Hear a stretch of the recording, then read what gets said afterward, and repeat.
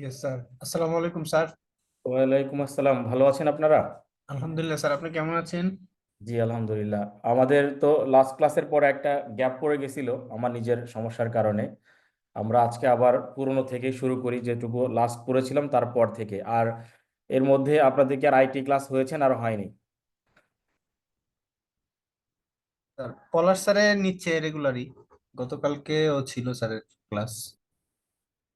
আচ্ছা, পলাশ ভাই কি সেম টপিকস থেকে শুরু করেছেন নাকি আমরা অন্য টপিকসে আছি? স্যারে ফিনটেক, ব্লকচেন আর এখন সিকিউরিটি পড়াচ্ছে। আচ্ছা আচ্ছা, তাহলে তো পরবর্তী স্যার। ভালো। আমরা ডিফারেন্ট ডিফারেন্ট চ্যাপ্টারেই আছি। তাহলে যে দিক থেকে শেষ করা যায় আগে আর কি, কারণ টপিকস গুলো বেশ বড়, সময় সাপেক্ষ। শেষ করতে চাইলে আমাদেরকে একটু বুঝে বুঝে স্যার আগাইতে হবে। স্যার পলাশ স্যার তো মানে সেকশন বি তে স্যার। আমাদের সাথে মতিন ভাই থাকার কথা। জি জি স্যার। স্যার, পলিসির তো সেকশন বি তে। আমরা তো মতিন স্যার, আমাদের স্যার আইটি তে ক্লাস হয় নাই স্যার, মানে লাস্ট। লাস্ট আমরা যে ক্লাস করলাম এই সিসা ম্যানুয়ালের চ্যাপ্টার পরে 2-তে। স্যার আর কোনো আইটি ক্লাস হয়নি স্যার। জি স্যার, আর কোনো আইটি ক্লাস হয় নাই স্যার আমাদের। জি আপনার একটা লাস্ট ক্লাস ক্লাসের ছিল। পরে আর স্যার আমাদের ক্লাস নাই।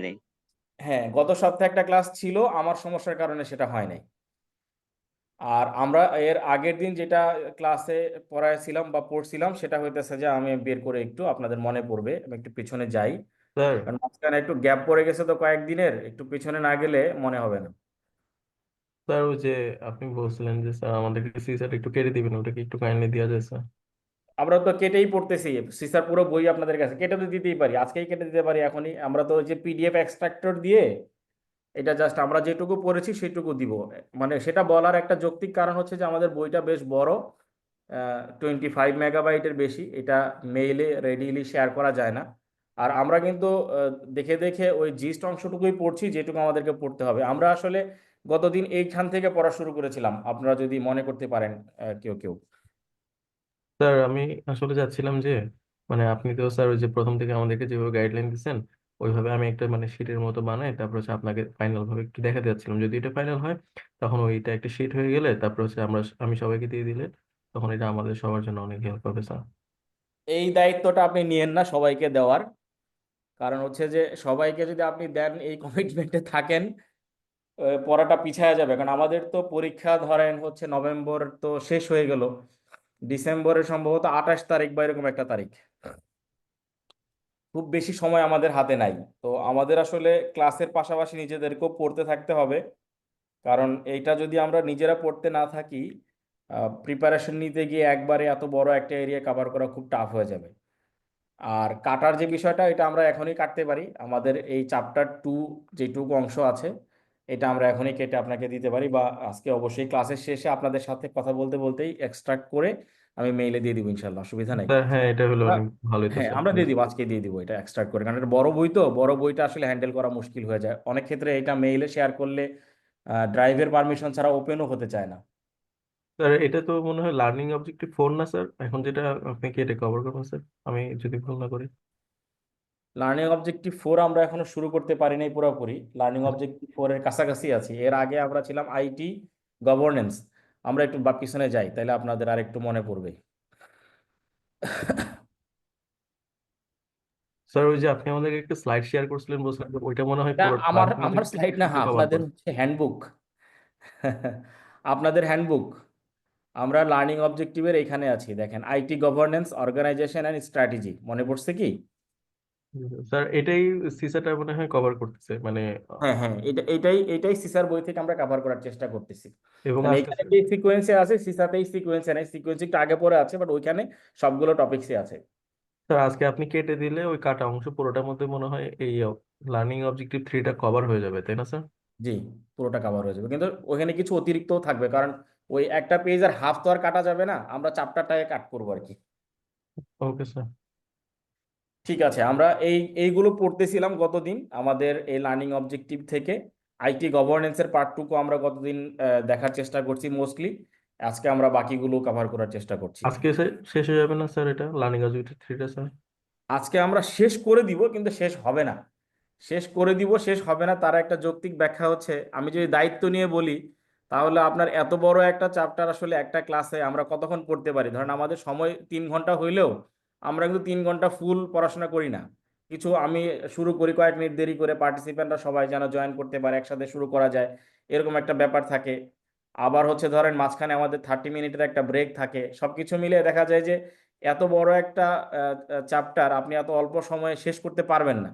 শেষ করার ব্যাপারটা আসলে অনেক কিছু ডিপেন্ড করবে আপনাদের উপরে, মানে আমাদের যারা ক্লাসে পার্টিসিপেন্ট, কারণ আপনাদেরকে নিজেদেরকেও কিছু কিছু লেখাপড়া নিজেরা করে গুছায় নিতে হবে। আর আমি আপনাদেরকে আসলে হাইলাইটেড অংশগুলো শেষ করে দিতে পারবো, শেষ ঠিক না, ব্যাখ্যা করতে পারবো, কারণ শেষ করা বলতে গেলে একটু কঠিন, এটা বলা যায় না। Okay sir. বুঝতে পারছেন তো? কারণ এর যে শেষের কথা যদি বলি তাহলে তো আসলে অনেক বেশি বলা হয়ে যায়। Okay sir. আচ্ছা ঠিক আছে, আমরা আবার আমাদের আগের স্লাইডে চলে যাচ্ছি। আমরা মনোযোগ দিয়ে নিজেরা প্রশ্নগুলি বোঝার চেষ্টা করি। আমরা শুরু থেকে যেভাবে আপনাদেরকে বলে আসছি বা গাইড করে আসছি, যে টপিকসগুলো যদি আমাদের আন্ডারস্ট্যান্ডিং ক্লিয়ার থাকে তাহলে আমাদের জন্য পরবর্তীতে প্রিপারেশন নেওয়াটা একটু সহজ হবে। মানে আমরা খুব বেশি ভয় পেয়ে যাব না। নাহলে অনেক ক্ষেত্রে দেখা গেছে যে অনেকগুলো সাবজেক্ট তো আপনারা একসাথে পড়তেছেন, পাশাপাশি তো ক্লাসের সাথে সাথে পড়ার সুযোগ পাচ্ছেন না। দেখবেন যে পরে একটা সময় গিয়ে মনে হবে যে এটা তো আমার কাছে একদমই অচেনা মনে হইতেছে। তো কাজে এই জায়গাগুলো থেকে যেন আমরা অ্যাটলিস্ট আমাদের সাপোর্টটা নিজেরা এনশিওর করতে পারি, যেন আমরা আমাদের জায়গাগুলোতে ক্লিয়ার করতে পারি, এই জন্য এভাবে পড়া। আইটি গভর্নেন্স আমাদের মূল টপিকসের পার্ট। আমরা আগের দিন আইটি গভর্নেন্সের ডেফিনেশন, আইটি গভর্নেন্সের বিভিন্ন পার্ট, রেগুলেশন, তারপরে হচ্ছে আইটি ইন্ডাস্ট্রি স্ট্যান্ডার্ড, এগুলো নিয়ে আমরা বিস্তারিত আলোচনা করছি। আমাদের কিছু যদি মনে থাকে এবং ওইখানে যদি আমাদের কারোর অবজারভেশনস থাকে যে আমরা আসলে এটা বুঝতে পারি নাই, তাহলে আমরা পিছনের জায়গাগুলোতে একটু আলোচনা করব। অথবা আমরা শুধুমাত্র যেটা করতে করতে পারি, একবার এটা পুরোটা একবার ওভারভিউ করে যেতে পারি। একবার ওভারভিউ করে আমরা তারপরে টপিকসে চলে যাব। তাহলে একবার দেখলে দ্বিতীয়বার রিভিশনের মতো অনেকটা হবে, আমাদের হয়তো কিছুটা হলেও হেল্প হইতে পারে আইডিয়ালি। স্যার আরেকটা রিকোয়েস্ট করবো স্যার। শুনি যদি রাখতে পারি ইনশাআল্লাহ।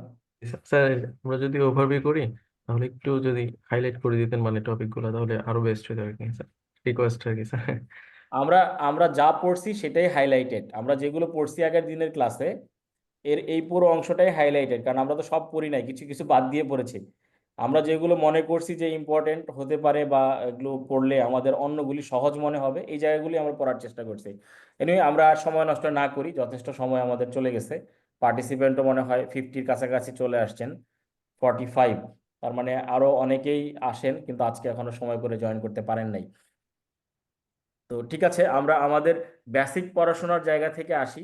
যে আইটি গভর্নেন্সের একটা আমরা সুন্দর ডেফিনেশন সেদিন শিখেছিলাম বা আমরা ডিসকাস করেছিলাম, কারণ আমাদের মনে আছে কিনা যে আইটি গভর্নেন্সটা জিনিসটা আসলে কি। তো আইটি গভর্নেন্স অথবা ইনফরমেশন টেকনোলজির সঙ্গে গভর্নেন্সের কি রিলেশনশিপ, এগুলো যদি আমরা একটু নিজেরা বুঝে যাই তাহলে সহজ হবে আর কি। মনে আছে কি আমাদের?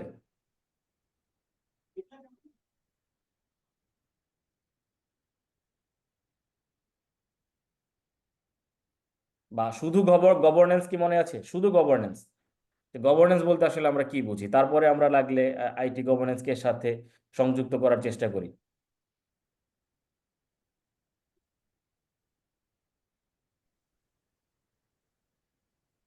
Board of director sir. Governance কি শুধু বোর্ড অফ ডিরেক্টরস? আপনার যেটা বলছেন এই জন্য ধন্যবাদ, কিন্তু শুধু বোর্ড অফ ডিরেক্টরস কি গভর্নেন্স? একটু চিন্তা করে বলেন। না না স্যার, রুলস এন্ড রেগুলেশন সঠিকভাবে ইমপ্লিমেশন করা, মানে একটা হলো যাকে এক কথায় বলে যে সুশাসন, জি আইটি গভর্নেন্স। জি। তাহলে এখন কি একটু আমরা বুঝে বলতে পারবো যে হোয়াট ইজ গভর্নেন্স? কারণ এটা আমাদের একদম বেসিক না, যেটা আমরা পড়তেছি।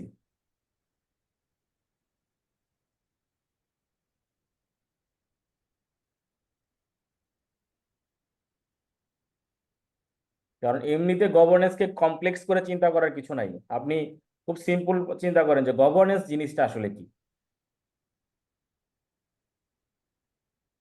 কারণ বোর্ড অফ ডিরেক্টরস এর কথা যিনি বললেন এটাও ঠিক আছে, বোর্ড অফ ডিরেক্টরস কি করে?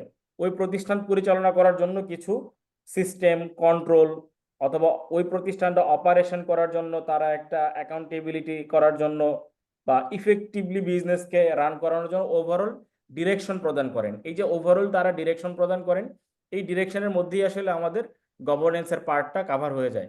গভর্নেন্স বেশ বড় একটা পার্ট, বাট গভর্নেন্সের অনেকটা অংশ ওইখান থেকে আসলে কাভার হয়, কিন্তু এর বাইরে তো আরো অনেক স্টেক হোল্ডার আছে, তারাও গভর্নেন্সের আসলে অংশীদার, তাদেরকেও গভর্নেন্সের অনেক বিষয়গুলোকে কমপ্লায়েন্সের মধ্যে আনতে হয়। তাহলে গভর্নেন্সের যদি একটু আমরা ক্লিয়ার হতে পারি, তাহলে আইটি গভর্নেন্স আমাদের কাছে অনেক সহজ মনে হবে যে আইটি গভর্নেন্সটা কি। তাইলে ইনফরমেশন টেকনোলজি এনেবল সিস্টেমে আমরা যে অর্গানাইজেশনকে পরিচালনা করি বা যেখানে আমাদের বিজনেসটা আছে, সেইখানে আমরা যে ইনফরমেশন টেকনোলজির সহযোগিতা নেই, এই পার্টটুকু কিভাবে আমরা কন্ট্রোল বা কমপ্লায়েন্সের আন্ডারে নিয়ে আসতে পারি, যেটা হচ্ছে আমাদের আইটি গভর্নেন্স। এখানে অনেক ল, রেগুলেশন বা ইন্ডাস্ট্রি স্ট্যান্ডার্ড থাকতে পারে, এই সবগুলোর সমন্বয়ে আসলে আমাদের এই রেগুলেশন বা আমাদের এই আইটি গভর্নেন্সটা এনশিওর করতে হবে।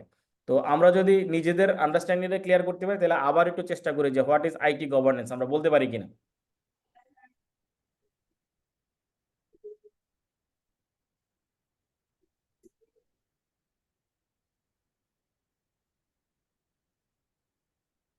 বা গভর্নেন্সের পারপাসটা কি, কেন গভর্নেন্স আমরা এনশিওর করতে চাই।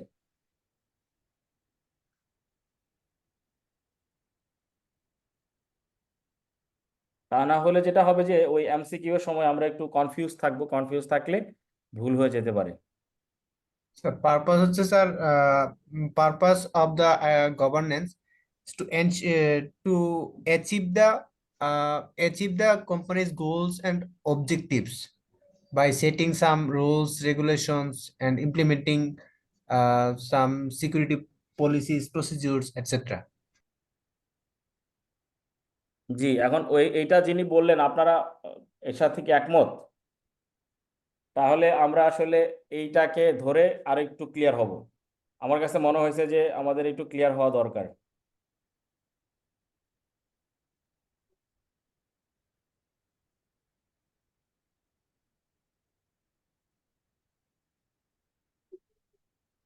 সরি, আমাদের সময় যাচ্ছে, কিন্তু সময় গেলেও মনে করতে হবে যে এটা আমাদের জন্য মনে হয় প্রয়োজন যে আমরা বেসিক যে আমাদের টপিকসটা ওইটা নিজেরা একটু ক্লিয়ার হই।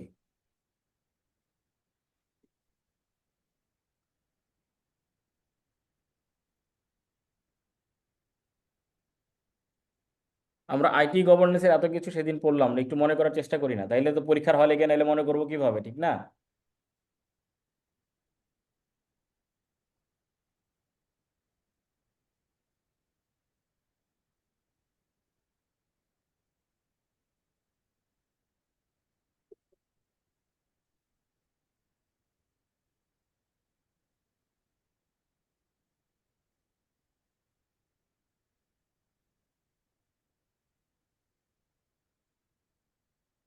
আচ্ছা ঠিক আছে, কঠিন করে চিন্তা করার দরকার নেই, আমরা সিম্পল চিন্তা করি, সামনে আস্তে আস্তে যেতে থাকি। এখানে দেখেন তো আমরা এটা দেখলে কিছু বুঝবো কিনা, গভর্নেন্স, রিস্ক অ্যান্ড কমপ্লায়েন্স, আমরা এটাও পড়েছিলাম যে আমাদের কমন যে টার্মগুলি এখানে গভর্নেন্সের সাথে কাজ করে, একটা পার্ট হচ্ছে গভর্নেন্স, আর একটা রিস্ক এবং আরেকটা কমপ্লায়েন্স। তাহলে গভর্নেন্সের যেটা করে যে এন্টারপ্রাইজের ভিতরে পলিসি প্রসিজারগুলো ডিসিশন মেকিং এর ক্ষেত্রে তারা একটা ডিরেকশন দেয়। রিস্ক সবসময় থাকে যে কিভাবে আমার এই বিজনেসের রিস্কটাকে আইডেন্টিফাই করব এবং ওই রিস্কটা কিভাবে পটেনশিয়ালি ম্যানেজ করব। দেন ফাইনাল হচ্ছে যে আমরা যেই এনভায়রনমেন্টে বা যেই ল অফ দ্য ল্যান্ডের আন্ডারে বিজনেস করছি বা অপারেশনটা চালাচ্ছি, ওইখানের ল, রেগুলেশন এবং স্ট্যান্ডার্ড পলিসি এগুলো আমাদেরকে ফলো করতে হবে। তাহলে এই যে আমাদের জিআরসি, হ্যাঁ, জিআরসি হচ্ছে আমাদের গভর্নেন্স, রিস্ক অ্যান্ড কমপ্লায়েন্স। এই যে পার্টটা, এই পার্টটুকু যদি আমরা কাভার করি, তাহলে কিন্তু আমাদের এই গভর্নেন্সের বিষয়ে একটু আমরা বেসিক আন্ডারস্ট্যান্ডিং পেতে পারি।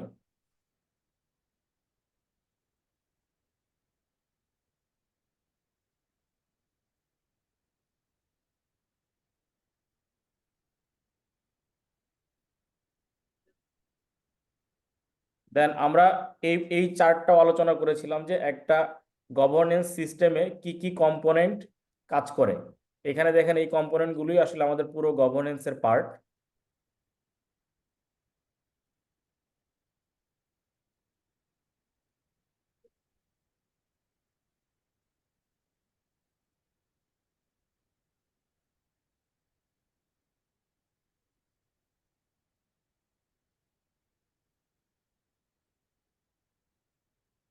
প্রসেস থেকে শুরু হবে না স্যার? জি, প্রসেস থেকে শুরু হবে।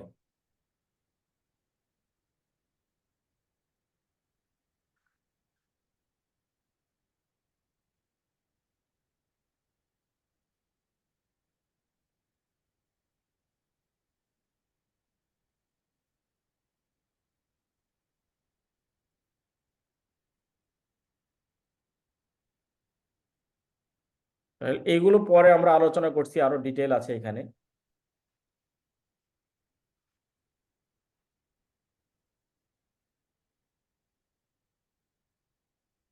কারণ আমরা এই ম্যানেজমেন্টটা কেন করব, তার একটা বড় কারণ হচ্ছে যে আমাদের যে রিসোর্সটা আছে, ইনফরমেশন টেকনোলজি রিসোর্স বা যে অ্যাসেটটা আমরা এখানে বিনিয়োগ করলাম, এইটাকে আগে প্রপার মেনটেন করতে হবে, ম্যানেজমেন্ট করতে হবে।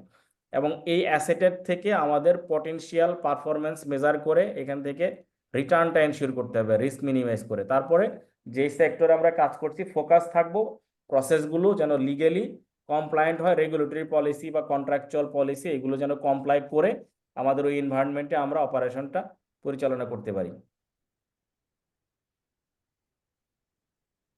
এগুলো কিন্তু খুব কঠিন কিছু না, জাস্ট আমাদের ওই আমরা যে ইন্টারনাল কন্ট্রোল করেছি ওইগুলো থেকে অনেক কিছু এখানে দেখবেন চলে আসছে, বা আমরা যে অডিটিং এর অ্যাসুরেন্সের পড়ালেখা করি সেখান থেকেও অনেক কিছু আমাদের এখানে কমন মনে হবে।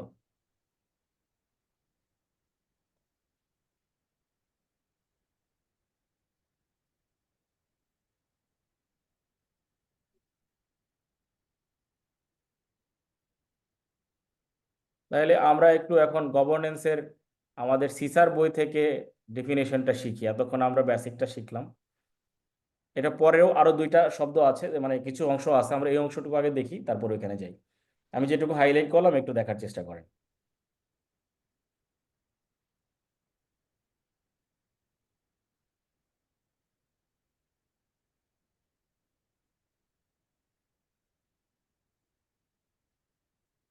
তাহলে গভর্নেন্সের মাধ্যমে আমরা যেটা করতে পারবো, ensure the stakeholders needs conditions and options are evaluated to determine balanced. Balance কেন? কারণ আসলে প্রত্যেকটা ইনস্টিটিউটে আসলে একটা কিছু বেঞ্চমার্ক থাকে।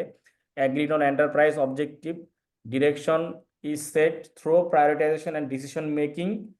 তারপরে অ্যান্ড দিয়ে তারপরে লাইনে যেটা আছে, পারফরমেন্স অ্যান্ড কমপ্লায়েন্স আর mention against agreed or direction and objective. ডিরেকশনটা হচ্ছে ওই বোর্ড অফ ডিরেক্টরস বা হচ্ছে আপনার যারা দোজ চার্জ উইথ গভর্নেন্স, গভর্নেন্সের জন্য যাদেরকে চার্জ করা যাবে। কারণ বোর্ড অফ ডিরেক্টরসকে গভর্নেন্সের ভাষায় আরেকভাবে রিপ্রেজেন্ট করে দোজ চার্জ উইথ গভর্নেন্স, কারণ যাদেরকে গভর্নেন্স এনশিওর করার জন্য চার্জ করা যায়। এবং এর পরের পার্টটা হচ্ছে ম্যানেজমেন্টের পার্ট। ম্যানেজমেন্ট তখন ওই ডিরেকশন অনুযায়ী কিভাবে প্রতিষ্ঠানটাকে পরিচালনা করবে ওই অনুযায়ী তারা ডিজাইনটা কনফার্ম করে।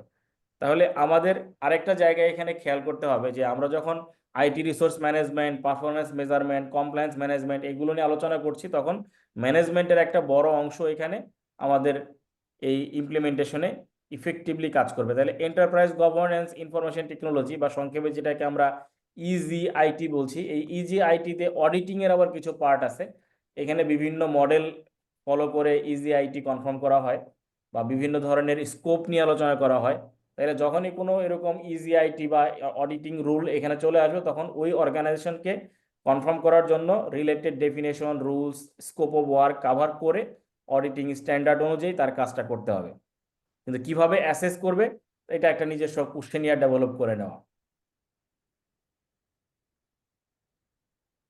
এবং এটার জন্য 3 লাইন্সের একটা মডেল আছে, এটা সাজেস্ট করেছে ইন্টারন্যাশনাল ইনস্টিটিউট অফ ইন্টারনাল অডিটরস। তারা 3 লাইন্স মডেল সাজেস্ট করছে এই অর্গানাইজেশনের ভিতরের ইন্টারনাল অডিটিং বা ইজিআইটি কভার করার জন্য। এটা একটা টেবিল আছে নিচে, আমরা দেখি।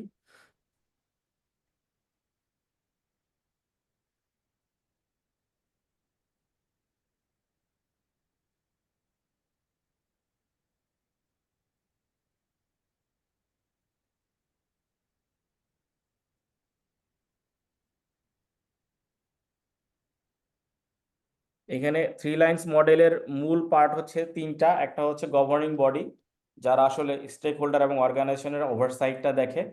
ম্যানেজমেন্ট, যারা এই প্রতিষ্ঠানটা পরিচালনা বা অপারেশনের অ্যাক্টিভিটিগুলো মেনটেন করে।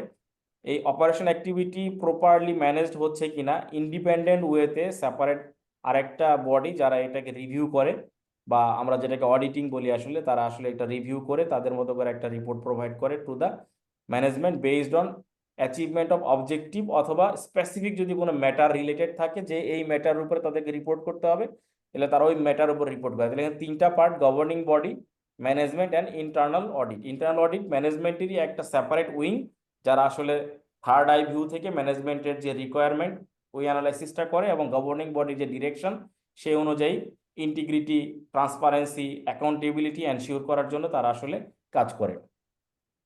এটা ওই আমাদের যে আইটি গভর্নেন্সে যখন আমরা অডিট করব, সেই অডিটের এই 3 লাইন্স অ্যাক্টিভিটিগুলো এই মডেলটা ফলো করে কাজ করা হয়।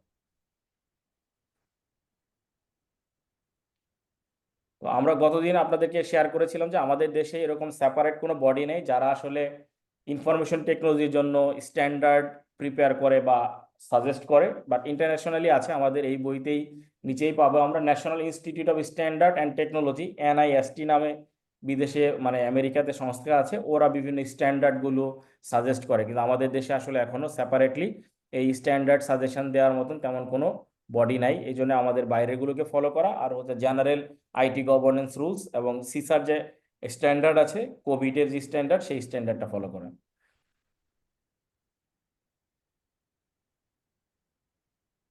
তো অ্যাকর্ডিং টু NIST আমাদের গভর্নেন্সকে আসলে এইভাবে ডিফাইন করা। Information security governance can be defined as the process of establishing and maintaining a framework and supporting management structure and process to provide assurance that information security strategies are aligned with the support business of objectives, are consist with applicable laws and regulations through adherence to policies and internal controls, and provide assignment of responsibility all in an effort to manage risk। তাহলে মূল পুরো অংশটাই আসলে cover করতেছে দুইটা part, ম্যানেজমেন্টের অবজেক্টিভটাকে কিভাবে rules regulation এবং framework দিয়ে সাপোর্টের মাধ্যমে অ্যাচিভ করা যায়, এবং এখানে কোনো রিস্ক থাকলে সেই রিস্কটাই কিভাবে ইন্টারনাল কন্ট্রোল কমপ্লায়েন্স পলিসির মাধ্যমে আমরা ম্যানেজ করতে পারি বা মিটিগেট করতে পারি। এই পুরো পার্টটার জিস্ট অংশ এইটা সাজেস্ট করছে হচ্ছে NIST, national institute standard and technology. এটা US এর একটা বডি। আমাদের দেশে এখনো সেপারেটলি এরকম কোনো বডি এস্টাবলিশ হয়নি।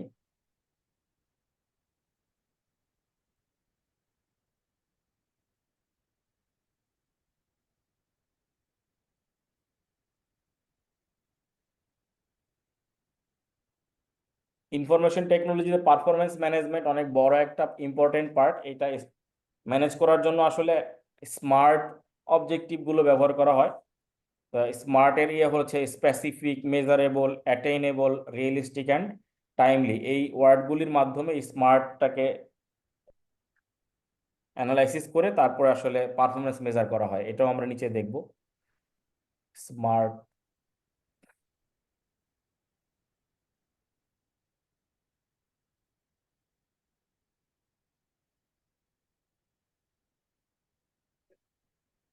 ইনফরমেশন টেকনোলজি আমরা তখনই ইন্ট্রোডিউস করব অর্গানাইজেশনে যখন আসলে আমরা এখান থেকে কোনো বেনিফিট এনশিওর করতে পারবো। বেনিফিট এনশিওর করতে চাইলে আমাদেরকে পারফরমেন্স মেজার করতে হবে, পাশাপাশি রিসোর্সটাকেও ম্যানেজমেন্ট করতে হবে। কারণ আমরা যে রিসোর্স নিয়ে কাজ করছি সেই রিসোর্স থেকে আমাদের যে অপটিমাম আউটপুট পাওয়ার কথা, সেই আউটপুটটা এনশিওর করা, এবং রিসোর্সকে আমরা যদি পারফরমেন্স মেজার করে ইনফরমেশন টেকনোলজির সঙ্গে অ্যালাইন করে আমাদের অ্যাচিভ করতে চাই অবজেক্টিভগুলোকে, তাহলে এখানে একটা ইন্টিগ্রেশনের ব্যাপার চলে আসে। কারণ আমার ওই পুরোনো সিস্টেমে যে আমরা কাজ করছিলাম বিজনেস অপারেশন, তার সাথে ইনফরমেশন টেকনোলজিকে আসলে ইন্টিগ্রেট করতে হবে। এই জন্য একটা প্রসেস ডেভেলপ হয়েছে, যে প্রসেস ইন্টিগ্রেশন একটা বড় পার্ট। তাহলে আমাদের এই পুরো এই আউটকাম যদি পেতে চাই আমাদের ইনফরমেশন টেকনোলজি ডেভেলপমেন্ট থেকে, তাহলে প্রসেস পারফরমেন্স মেজারমেন্ট একটা বড় part, resource management, and finally হচ্ছে প্রসেস ইন্টিগ্রেশন। আমাদের এই পাতায় তিনটা আছে, আমরা একটু দেখি। এখানে আমরা একটা হাইলাইট করলাম, নিচে আছে রিসোর্স ম্যানেজমেন্ট আর ডান দিকে সম্ভবত প্রসেস ইন্টিগ্রেশন।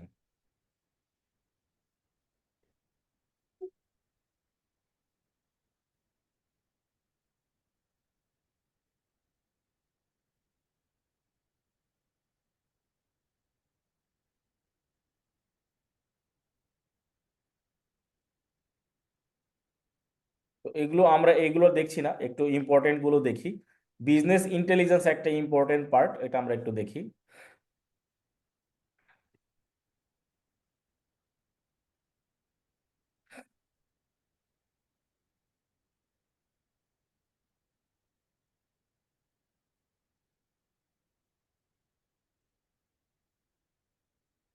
আমরা যখন আইটি এনভায়রনমেন্টে বিজনেস অপারেশন পরিচালনা করব, তখন বিজনেস ইন্টেলিজেন্সটা আমাদের আসলে একটা হেল্পিং টুলস, বা স্ট্র্যাটেজিক প্ল্যানিং এর প্রসেসের মধ্যে এটা একটা বড় টুলস, ইম্পর্টেন্ট। তো আমরা যদি এই বিজনেস ইন্টেলিজেন্স টুলসটাকে ব্যবহার করি, তাহলে এইটা বিজনেসে বেসিক 4টা জায়গায় আমাদেরকে হেল্প করতে পারে। এরপরও আরো ছোট ছোট জায়গায় হতে পারে, বাট এটা বেসিক, এটা সবাই ফলো করে। যে আমরা আসলে যে ট্রেন্ডে বিজনেস করতাম এটাকে আইডেন্টিফাই করে এইটাতে কিভাবে আমরা আমাদের বিজনেস ইন্টেলিজেন্সকে ইউজ করতে পারি, এবং এখানে আরো যদি কোনো এরিয়া থাকে যে এরিয়াগুলোকে স্ট্র্যাটেজিক্যাল ডেভেলপমেন্ট করে নিউ অপরচুনিটি আমরা ক্রিয়েট করতে পারি থ্রু বিজনেস ইন্টেলিজেন্স। মানে ম্যানুয়াল সিস্টেমে কাজ না করে আমরা ইন্টেলিজেন্ট ওয়েতে আমাদের বিজনেসের ভিতর থেকে কোনো নিউ স্ট্র্যাটেজিক ডেভেলপমেন্ট করে অপরচুনিটি ক্রিয়েট করা। এরপর আন্ডারস্ট্যান্ড কাস্টমার বিহেভিয়ার। এই ইন্টেলিজেন্ট যদি বিজনেসে আমরা প্রপারলি টুলসটা ইমপ্লিমেন্ট করতে পারি, তাহলে আমার কাস্টমারের বিহেভিয়ার প্যাটার্ন, লয়ালিটি, বা কোন কাস্টমারের কি ধরনের বিহেভিয়ার থাকবে এটা বেটার আন্ডারস্ট্যান্ডিং পাওয়া যাবে। তাদের প্রয়োজন কি, নিডস, বা তাদের প্রিফারেন্স, কোন প্রোডাক্টটা তারা বেশি চুজ করছে, বা কোন প্রোডাক্টগুলোতে তাদের ফিডব্যাক বেশি আসতেছে। অথবা আমরা ইফেক্টিভ মার্কেটিং ক্যাম্পেইন চালাতে পারি, যে আমরা যখন ক্যাম্পেইন চালাই তখন এই বিজনেস ইন্টেলিজেন্সের যদি টুলস ইমপ্লিমেন্ট করা থাকে, তাহলে ক্যাম্পেইন থেকে আমরা যা টার্গেট করেছিলাম ওই টার্গেট অনুযায়ী আমাদের বিজনেসগুলো মনিটরিং করছে কিনা, বা ওই টার্গেট অনুযায়ী বিজনেসটা রান করছে কিনা, আমরা এটাও অ্যাসেস করতে পারি। অ্যাগেন আমরা কিছুক্ষণ আগে যে পারফরমেন্সের কথা বলছিলাম, তাহলে বিজনেস ইন্টেলিজেন্স টুলস ইমপ্লিমেন্ট করার আগের বিজনেসের পারফরমেন্স অ্যান্ড এর পরের যে ডেভেলপমেন্ট হওয়ার পরের যে পারফরমেন্স, দুইটাকে আমাদেরকে অ্যাসেস করতে হবে। দুইটা অ্যাসেস করে যদি আসলে এখানে বেসিক কোনো চেঞ্জ পাওয়া যায়, ইমপ্রুভমেন্ট পাওয়া যায়, তাহলে ওইটা আমাদের বিজনেসের রিয়েলিস্টিক গোলের সাথে প্রোগ্রেস অনুযায়ী কত সময়ের মধ্যে অ্যাচিভ করা যাবে, এইটা অ্যাসেস করতে পারাটা হচ্ছে আমাদের বিজনেস ইন্টেলিজেন্সের একটা মূল পার্ট।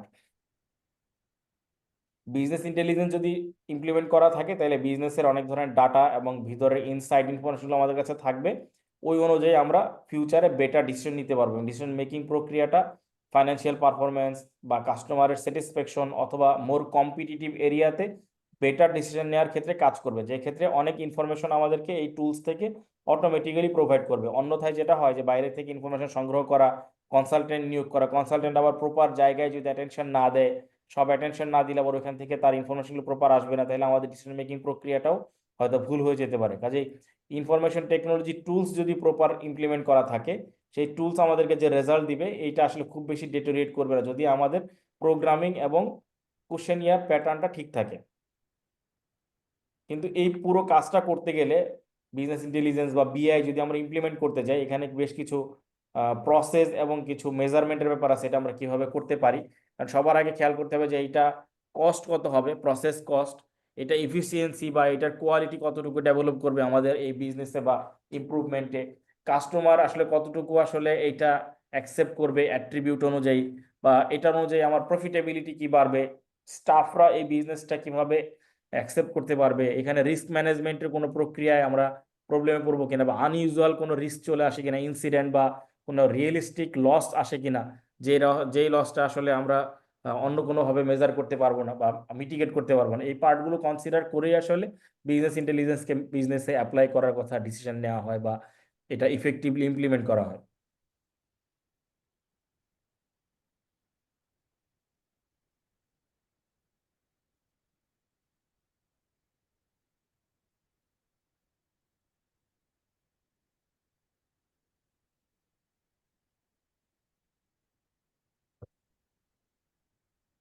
তাহলে বিজনেস ইন্টেলিজেন্সটাকে আমরা বুঝতে পারছি, নাকি আমাদের আরো প্রশ্ন থাকতে পারে? জি স্যার, বুঝতে পারছি স্যার। জি জি জি। কারণ আমাদের তো মূল আলোচনা হচ্ছে যে আমাদের যে লিগেসি সিস্টেমের বিজনেস ছিল, এইখানে আমরা ইনফরমেশন টেকনোলজি ইউজ করে কি কি চেঞ্জ আনতে পারছি, কি কি আমরা বেটার পারফরমেন্স আনতে পারছি। তো এখানে বিজনেস ইন্টেলিজেন্স আমরা ইউজ করতে গেলে কিন্তু আমাদের অনেক একটা ডাটার প্রয়োজন পড়বে, কারণ ইন্টেলিজেন্স তো আর এমনিতে কাজ করতে পারবে না। তাকে আসলে একটা ডাটা বেসের উপরে, ইনফরমেশনের উপরে বেস করে তার ডিসিশনগুলি নিতে হবে। এখানে রিকোয়ারমেন্টগুলো আগে থেকেই ডিজাইন করে দিতে হবে। এই জন্য বিজনেসের সাইজ অনুযায়ী বা বিজনেসের কমপ্লেক্সিটি অনুযায়ী বা তার মডার্ন এন্টারপ্রাইজের রিকোয়ারমেন্ট অনুযায়ী আমাদেরকে এগুলো ডিজাইন করে নিতে হবে।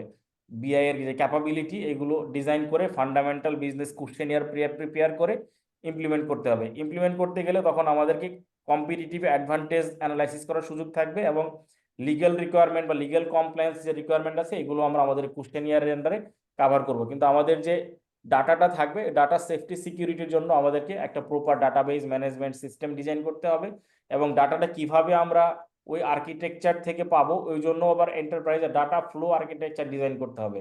ওইখানে লজিক্যাল ডাটা আর্কিটেকচার থাকবে এবং এন্টারপ্রাইজের ডাটা ফ্লো থাকবে। এই ফ্লো অনুযায়ী আমাদের ডাটাটাকে বিভিন্ন লেয়ারে ডিফাইন করা হবে, বিভিন্ন লেয়ারে ডাটা থাকবে। এই ফ্লো অনুযায়ী আর্কিটেকচারের 7টা লেয়ার থাকে, ওই 7টা লেয়ারকে আরেকটা মডেলে ওটাকে বলে ওএসআই মডেল, ওই ওএসআই মডেলের 7টা লেয়ারকে ডিফাইন করে আসলে এই ডাটার ফ্লোকে নিশ্চিত করা হয়। যেমন আমরা ওই সার্টিফিকেট লেভেল হয়তো পড়েছিলাম যে অনলাইন অ্যানালাইসিস ওএলএপি। জি এই স্যার। হ্যাঁ এই আমাদের পাওয়ার বিআই বা এই বিআই বিজনেস ইন্টেলিজেন্স ইমপ্লিমেন্টেশনের ক্ষেত্রে ওএলএপি অনেক বড় একটা পার্ট, কারণ যে ডাটাগুলো আমরা অনলাইনে পাবো অনলাইনে এগুলোকে অ্যানালাইসিস করে তারপর আমাদেরকে ইমপ্লিমেন্ট করতে হবে, ডাটা প্রিপারেশন করতে হবে। কারণ লার্জ ভলিউমে ডাটা আসবে এখানে, আবার ডাটা এমন হতে পারে যে অনেক বেশি ডাটা আসছে, তাহলে ডাটা ওয়্যার হাউস থেকে ডাটা মাইনিং এর প্রয়োজন পড়বে। ডাটা মাইনিং করে লার্জ ভলিউমে ডাটাটাকে ওইখান থেকে ডাটার প্যাটার্ন বুঝে ট্রেন্ড বুঝে ইনফরমেশনের রিকোয়ারমেন্ট অনুযায়ী কোয়েরি দিয়ে আমাদেরকে নির্দিষ্ট ডাটায় পৌঁছাতে হবে, তাহলে ওখানে আবার ডাটা প্রিপারেশনের আবার একটা অ্যাক্সেস লেয়ার থাকবে। আবার যে ডাটাটা আমরা প্রিপেয়ার করলাম ওইটা মেটা ডাটা রিপোজিটরিতে ওইটাকে আবার প্রিজার্ভ করতে হবে, কারণ মেটা ডাটায় যদি ইনফরমেশন না থাকে তাহলে ফিউচারে অন্য কোনো কাজ করতে গেলে ডাটা স্ট্রাকচার থেকে বা ডাটা ফরম্যাট থেকে রিকোয়ার্ড ইনফরমেশন বা ডাটা আমরা খুঁজে নাও পেতে পারি। কাজে সমস্ত ডাটাই আমাদেরকে ওয়্যার হাউসে ম্যানেজমেন্ট করতে হবে। যেমন ইনফরমেশনের ওয়্যার হাউসটাকে বলছি আমরা database management system.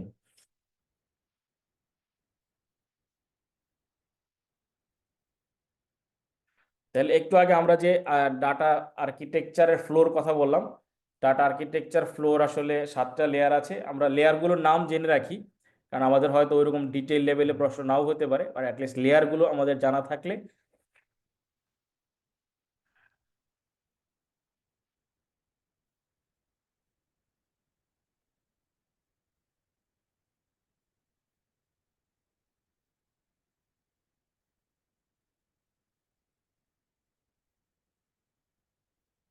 Sir enterprise data flow architecture এখান থেকে স্টার্ট নাকি স্যার?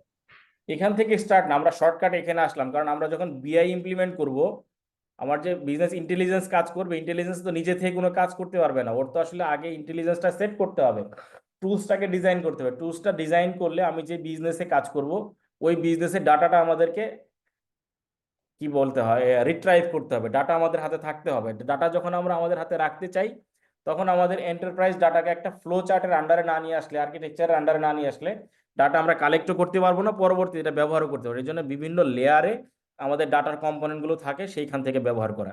এখানেই 7টা লেয়ার আছে। একটা হলো প্রেজেন্টেশন লেয়ার, আমরা আগে নামগুলো দেখে নিই। এরপর আছে data source layer, core data warehouse, data mart layer,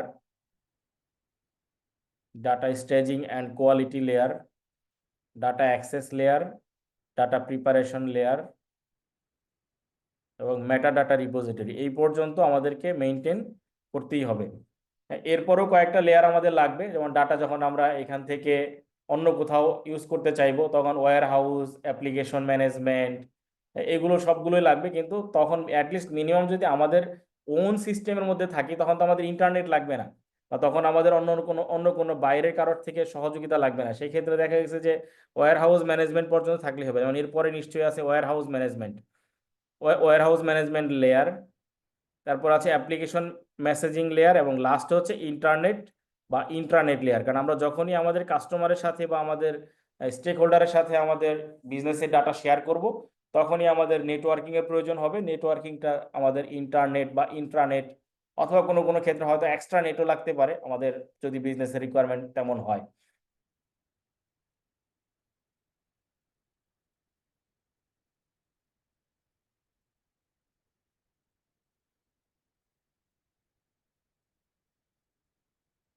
এখন সবগুলো আমরা একসাথে একটু দেখার চেষ্টা করি।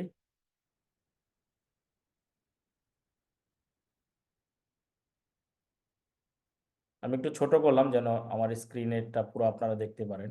দেখা যায় স্যার। হ্যাঁ, আমরা উপরে যা দেখে আসলাম এখানে সবগুলো একসাথে আছে।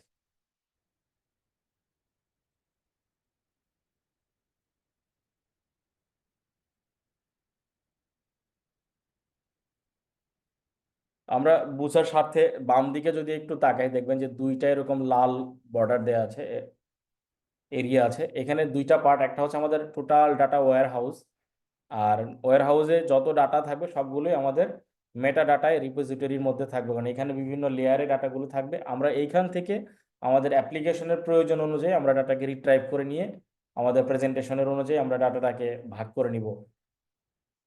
তাহলে উপরের থেকে আমরা তাকাই, presentation layer, data mart layer, data feed, data mining, এরপর ডাটা ওয়্যার হাউস, দেন আছে data staging and quality layer, data access layer, data source layer.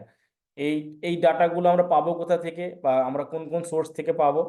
এইটা আসলে আমরা বিভিন্ন সোর্স থেকে সংগ্রহ করব। এক্সটার্নাল ডাটা, আমাদের অপারেশনাল ডাটা এবং নন অপারেশনাল ডাটা। অপারেশনাল ডাটা হচ্ছে আমরা রেগুলার যে বিজনেস অ্যাক্টিভিটিস করি, এগুলো আমাদের অপারেশনাল ডাটা। আমার এই অ্যাক্টিভিটিগুলো ম্যানেজ করার জন্য আরও যে সাপোর্ট ডিপার্টমেন্ট থাকে অনেক, এই সাপোর্ট ডিপার্টমেন্ট এবং স্টেক হোল্ডারদের কাছ থেকে যত ডাটা পাবো এগুলো হচ্ছে আমাদের নন অপারেশনাল ডাটা।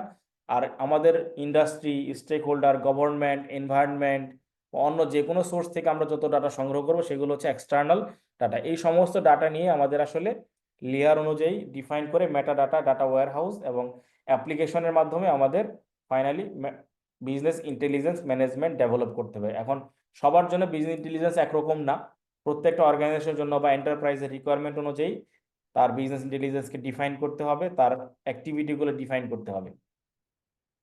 তাহলে এই পর্যন্ত আমরা যা দেখলাম এগুলো আইটি গভর্নেন্সের বিভিন্ন পার্টের হেল্পিং টুলস।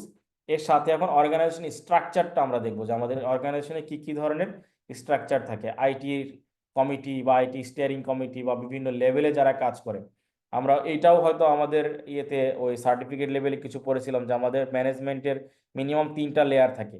আমরা যদি খুব সাধারণ ভাষায় ম্যানেজমেন্টের ভাষায় বলি, ইনফরমেশন টেকনোলজি ছাড়াও টপ ম্যানেজমেন্ট বলি, মিডল ম্যানেজমেন্ট বলি, আরেকটা বলি কি লোয়ার ম্যানেজমেন্ট। ওই যে টিপিএস ম্যানেজিং এর ক্ষেত্রে আমরা এটা সার্টিফিকেট লেভেলে পড়েছি।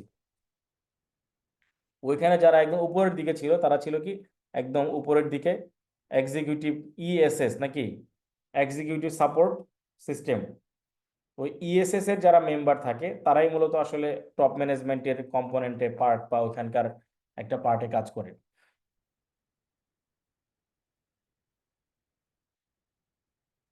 লেফট সাইডে আমরা যে রেড দেখতেছি, এখানে প্রত্যেকটার মধ্যে দুইটা করে স্টোরেজ দেখতেছি। একটা হচ্ছে মেটা ডাটা, আর একটা হচ্ছে ওয়্যার হাউস ম্যানেজমেন্ট লেয়ার।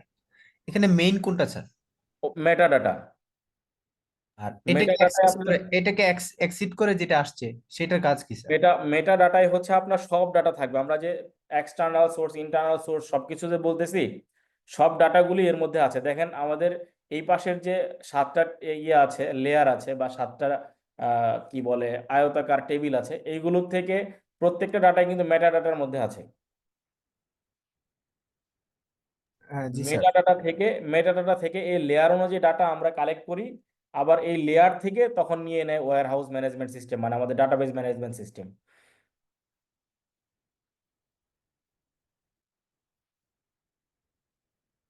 এখন এইটাতে আমরা বিভিন্ন কোয়েরি দিই, ইনস্ট্রাকশন, কারণ ডাটা তো আর এমনিতেই আমরা কপি করতে পারবো না বা এক্সট্রাক্ট করতে পারবো না। ডাটা কপি করার জন্য আমাদেরকে একটা কোয়েরি ল্যাঙ্গুয়েজ চালাইতে হবে।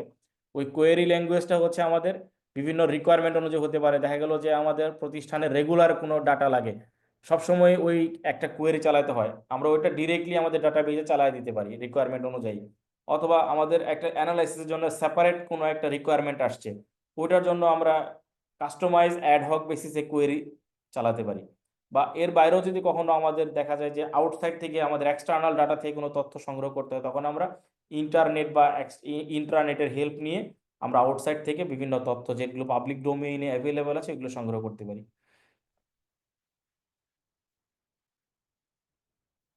তো আইটি স্ট্রাকচার বা আইটি অর্গানাইজেশন স্ট্রাকচার অর্গানাইজেশনের বিভিন্ন সাইজ অনুযায়ী ডিপেন্ড করে, কারণ বিভিন্ন অর্গানাইজেশনের বিভিন্ন স্ট্রাকচার থাকে, তারা ছোট বড় তাদের সাইজ অনুযায়ী, ইন্ডাস্ট্রি, লোকেশন, এই অনুযায়ী তারা তাদের গভর্নিং কমিটি বা আইটি গভর্নেন্স কমিটিটাকে ডিজাইন করে। তো আইটি গভর্নেন্স কমিটির আবার দুইটা পার্ট থাকে, তাদের আসলে কি কি স্ট্র্যাটেজি থাকবে এবং এই স্ট্র্যাটেজি অনুযায়ী স্টিয়ারিং কমিটি বা ওনার যারা তারা কিভাবে হেল্প করবে।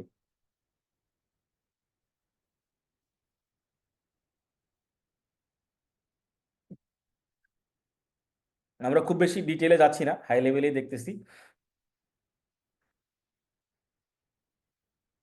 তো আমাদের এখানে দুইটা পার্ট, একটা যে রোলস এবং রেসপন্সিবিলিটি, এই যে আমরা এখানে যে টেবিলটা আছে এটাই নিচে বলা যে roles responsibility of senior management and board of directors. তাহলে আইটি গভর্নেন্সের বড় একটা পার্ট হচ্ছে আমাদের সিনিয়র ম্যানেজমেন্ট এবং বোর্ড অফ ডিরেক্টরস, যারা আসলে এই পুরো প্রতিষ্ঠানের গভর্নেন্স এনশিওর করার ক্ষেত্রে বা ইফেক্টিভলি ম্যানেজ করার ক্ষেত্রে বড় ভূমিকা পালন করে।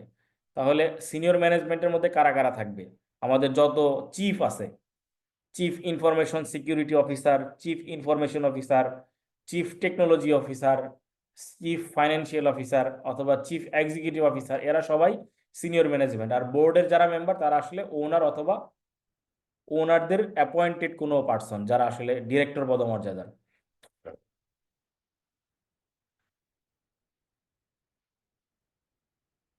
আর ইনফরমেশন টেকনোলজি যেহেতু বোর্ডের সবাই খুব ভালোভাবে বুঝে না বা সিনিয়র ম্যানেজমেন্টের সবাই খুব ভালোভাবে বুঝে না, তারা এই জন্য যারা আইটি বুঝে বা যারা আইটির সাথে অ্যালাইন্ড তাদেরকে নিয়ে আইটির পার্টগুলো কমপ্লাই করার জন্য, ফাংশনগুলো অ্যাক্টিভিটিগুলোকে প্রপারলি হাই লেভেলে ম্যানেজ করার জন্য তারা একটা হাই লেভেলের কমিটি গঠন করে, এটাকে বলে আইটি স্টিয়ারিং কমিটি। তার মানে আমাদের বোর্ড, সিনিয়র ম্যানেজমেন্ট এর বাইরেও ইনফরমেশন টেকনোলজির জন্য আমাদের সিস্টেমের এক্সপার্ট অথবা ওই কি বলে সাবজেক্ট ম্যাটার এক্সপার্ট এরকম কিছু রিসোর্স প্রয়োজন হয়। তাদের সমন্বয়ে আমাদের যে একটা কমিটি গঠন করা হয়, এটা হলো হাই লেভেল কমিটি, এটাকে বলে আইটি স্টিয়ারিং কমিটি।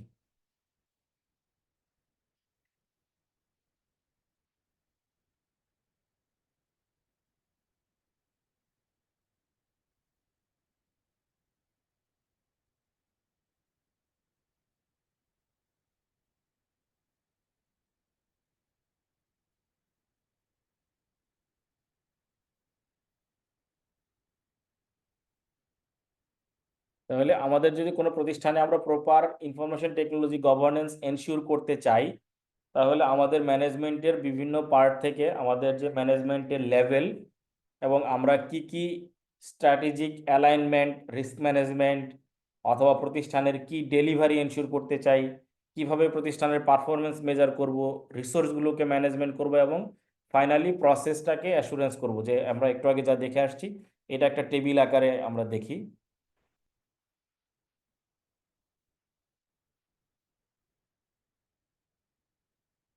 তাহলে ম্যানেজমেন্টের যে লেভেল আমরা একটু আগে দেখলাম, board of directors, senior management মানে top management, executive management, steering committee, এরপরে চিফ ইনফরমেশন সিকিউরিটি অফিসার, তারপরে হচ্ছে ফাইনালি রিভিউ, ওই যে আমাদের 3 লেয়ারে যেটা ছিল আইআই এর সাজেস্টেড, যে অডিট তো করতেই হবে, অ্যাক্টিভিটিগুলোতে ইভালুয়েট করতে হবে যে প্রপার রিপোর্টিং হচ্ছে কিনা, প্রপার ইনফরমেশন সিকিউরিটি সিস্টেম মেনে কাজগুলি পরিচালনা করা হচ্ছে কিনা, এগুলো এনশিওর করার পার্টটা আমাদের অডিটিং এক্সিকিউটিভ যারা বা অডিট এক্সিকিউটিভ তারা এনশিওর করবে।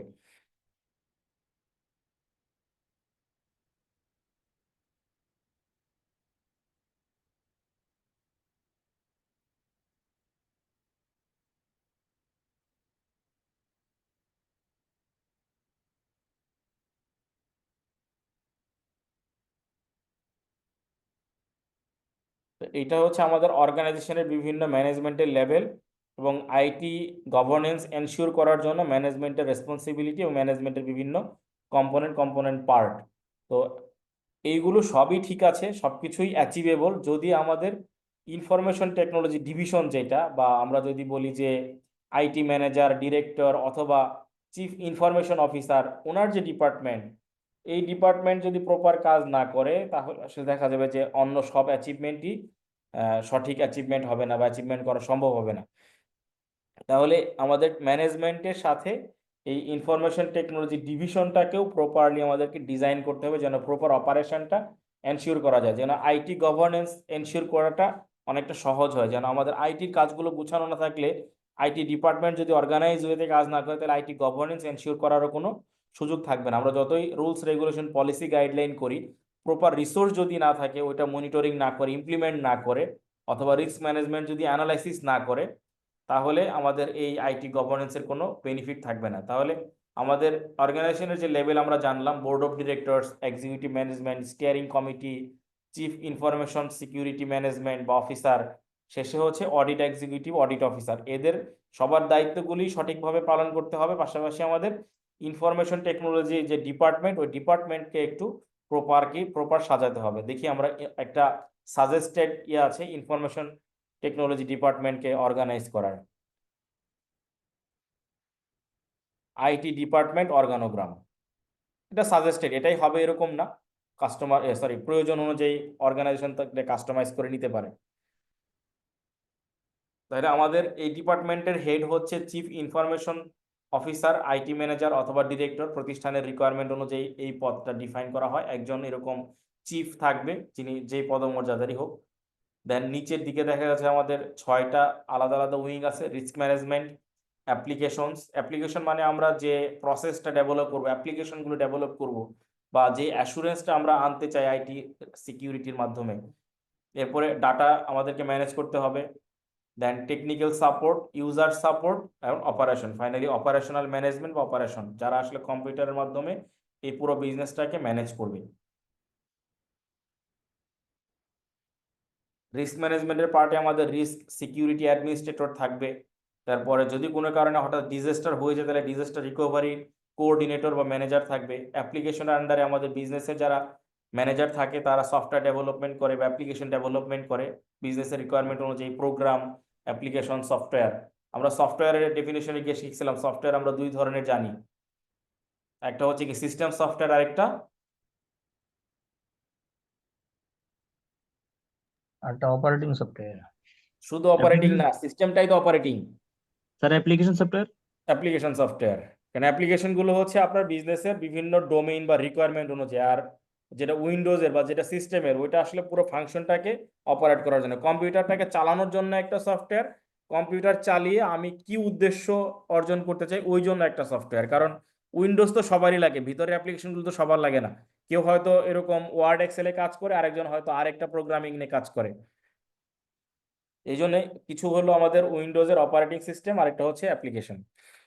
তো এই জন্য যারা এগুলো ডেভেলপ করবে, তারা বিজনেসের রিকোয়ারমেন্ট অনুযায়ী ডেভেলপ করবে। ওইগুলো প্রপারলি ইমপ্লিমেন্ট করা, ডাটা ম্যানেজমেন্ট করা, টেকনিক্যাল সাপোর্ট, ইউজারের সাপোর্ট এবং ফাইনালি অপারেশন, এই সবগুলো ম্যানেজ করতে পারলেই আমাদের আইটি ডিপার্টমেন্ট প্রপারলি কাজ করবে, আইটি গভর্নেন্স এনশিওর হবে। তাহলে সিকিউরিটির জন্য আমাদের বিভিন্ন ধরনের লাগবে, administrator, security administrator, IT user, application management, project management, system development manager, আবার হেল্প ডেস্ক। এই যে পুরো একটা ডিপার্টমেন্ট গুছানো, এইভাবে যদি গুছানো না হয়, তাহলে আসলে প্রপার ইনফরমেশন ম্যানেজমেন্ট হবে না, ইনফরমেশন সিকিউরিটি ম্যানেজমেন্ট হবে না, তাহলে আমাদের আইটি গভর্নেন্সও এনশিওর করার সুযোগ থাকবে না।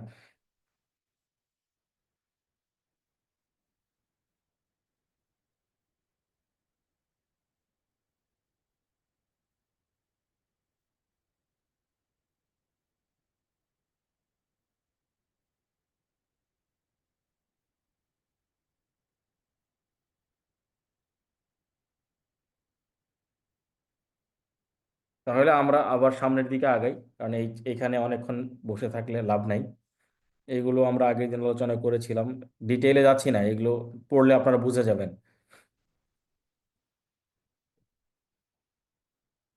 ডাটাবেজ অ্যাডমিনিস্ট্রেশন, ডাটাবেজ নিয়ে তো আমরা কিছু নাই কথা বললাম। System administration,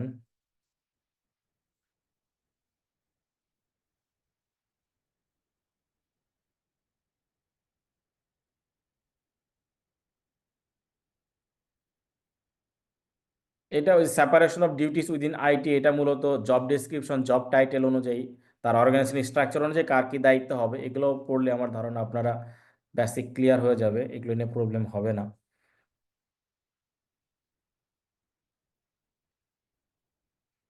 separation of duties and control, ownership of asset, user authorisation table.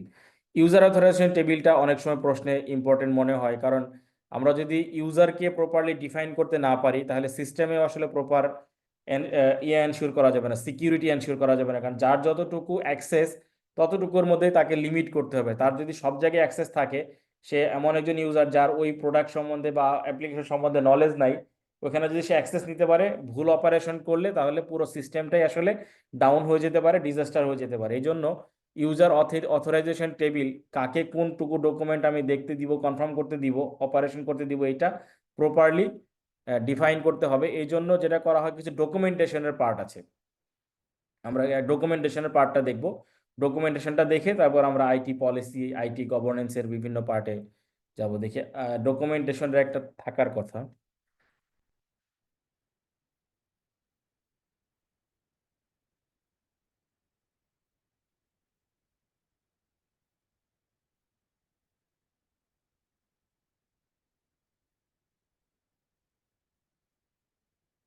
Information security auditor, so information system auditor should review the following governance document: IT strategy, plan and budgets, security policy documentation, organizational functional chart, job description, IT steering committee report, system development and program changes procedure, operations procedure, HR manual, quality assurance procedure।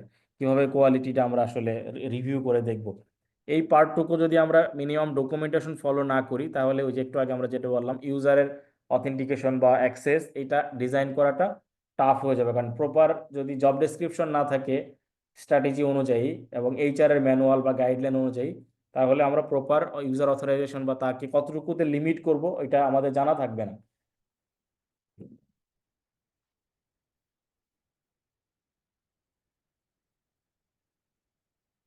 R information security policy যেটা আমরা এখানে দেখলাম, এই ডকুমেন্টেশনটা আসলে প্রতিষ্ঠানের requirement অনুযায়ী design করা হয়, কিন্তু জেনারেল আইটি গাইডলাইন যেটা বা জেনারেল সিকিউরিটি গাইডলাইন, সেইটুকু কাভার মিনিমাম করতে হবে। কারণ প্রতিষ্ঠানের যেই লেভেলে সে ইনফরমেশন টেকনোলজি ইউজ করবে বা যেই লেভেলে সে অ্যাপ্লিকেশন ডেভেলপ করবে, ওইটাকে সিকিউর করার জন্যই তার policy documentation, security documentation guideline prepare করতে হবে।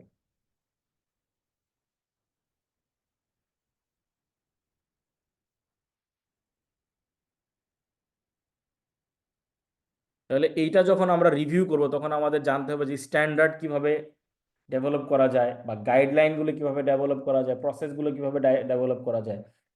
যে কোনো পলিসি, স্ট্যান্ডার্ড এবং গাইডলাইন, এই চারটাকে আমাদের একটা প্রপার আন্ডারস্ট্যান্ডিং এর মধ্যে নিয়ে আসতে হবে, যে এই চারটা কি, কোনটাকে কি বলে। তাইলে আমাদের জানতে হবে যে policy, standard, procedure and guideline কোনটা কি, পলিসি কি, স্ট্যান্ডার্ড কি, প্রসিজার কি অ্যান্ড গাইডলাইনটা কি।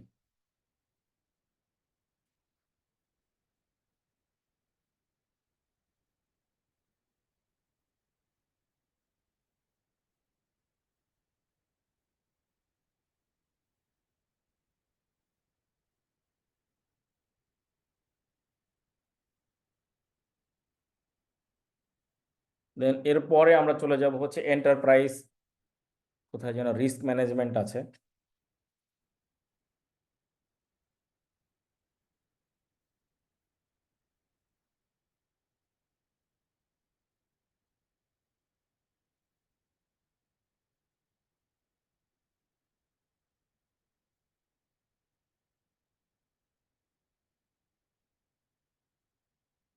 এন্টারপ্রাইজ রিস্ক ম্যানেজমেন্ট, এইটা একটা ইম্পর্টেন্ট পার্ট আমাদের জন্য।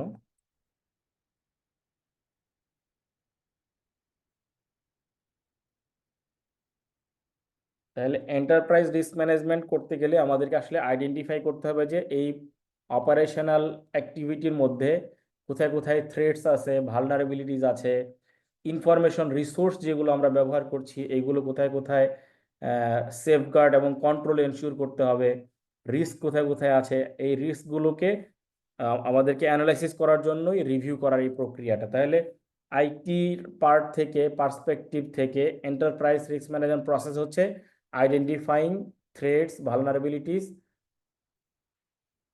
Two achieve organization's total objective. এই অবজেক্টিভ অ্যাচিভ করতে গেলে আমাদেরকে খেয়াল করতে হবে যে কোথায় কোথায় আমাদেরকে সেফগার্ড এনশিওর করতে হবে, কন্ট্রোল করতে হবে, এবং কোথায় কোথায় রিস্ক থাকলে রিস্কটাকে আমাদেরকে ম্যানেজ করতে হবে। রিস্ক আসলে বিভিন্নভাবে আসে, সব রিস্কের রেসপন্স বা রিস্ক একরকম ভাবে আমরা মিটিগেট করতে পারি না।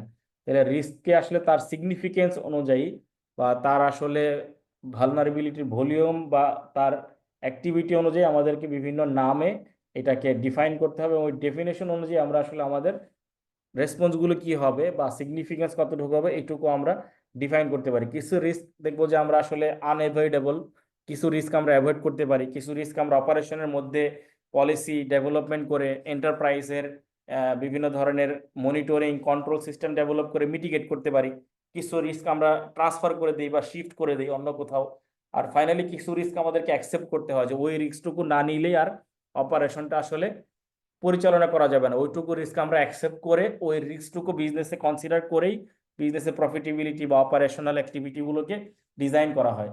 কিছু রিস্ক এরকম প্রভিশন আমাদেরকে রাখতেই হয়। তাহলে রিস্ককে আমরা আমাদের সিগনিফিকেন্স অনুযায়ী 4টা ভাগে ভাগ করতে পারি: avoid, mitigate, transfer or share and accept.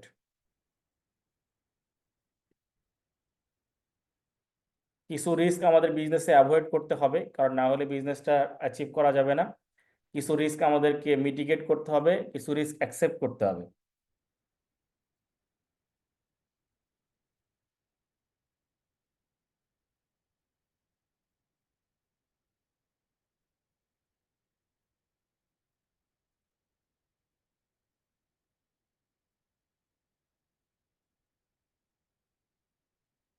তাহলে এন্টারপ্রাইজ রিস্ক ম্যানেজমেন্টের বেসিকটুকু আমরা জানলাম।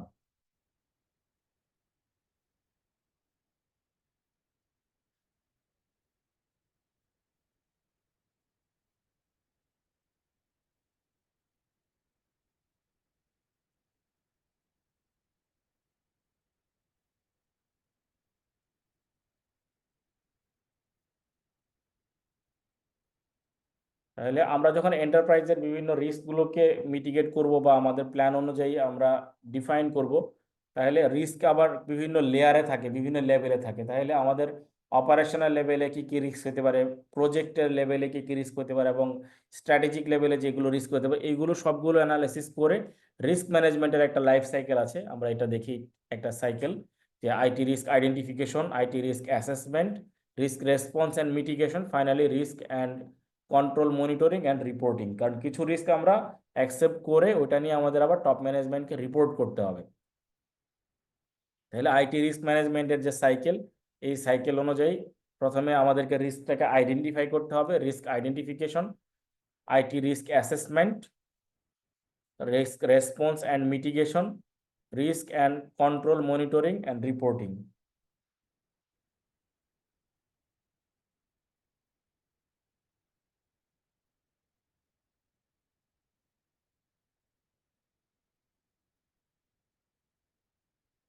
নিচে এই চারটারই আসলে আলাদা আলাদা করে ডিসক্রিপশন দেয়া আছে, আমরা আর খুব বেশি সময় নিচ্ছি না এটাতে।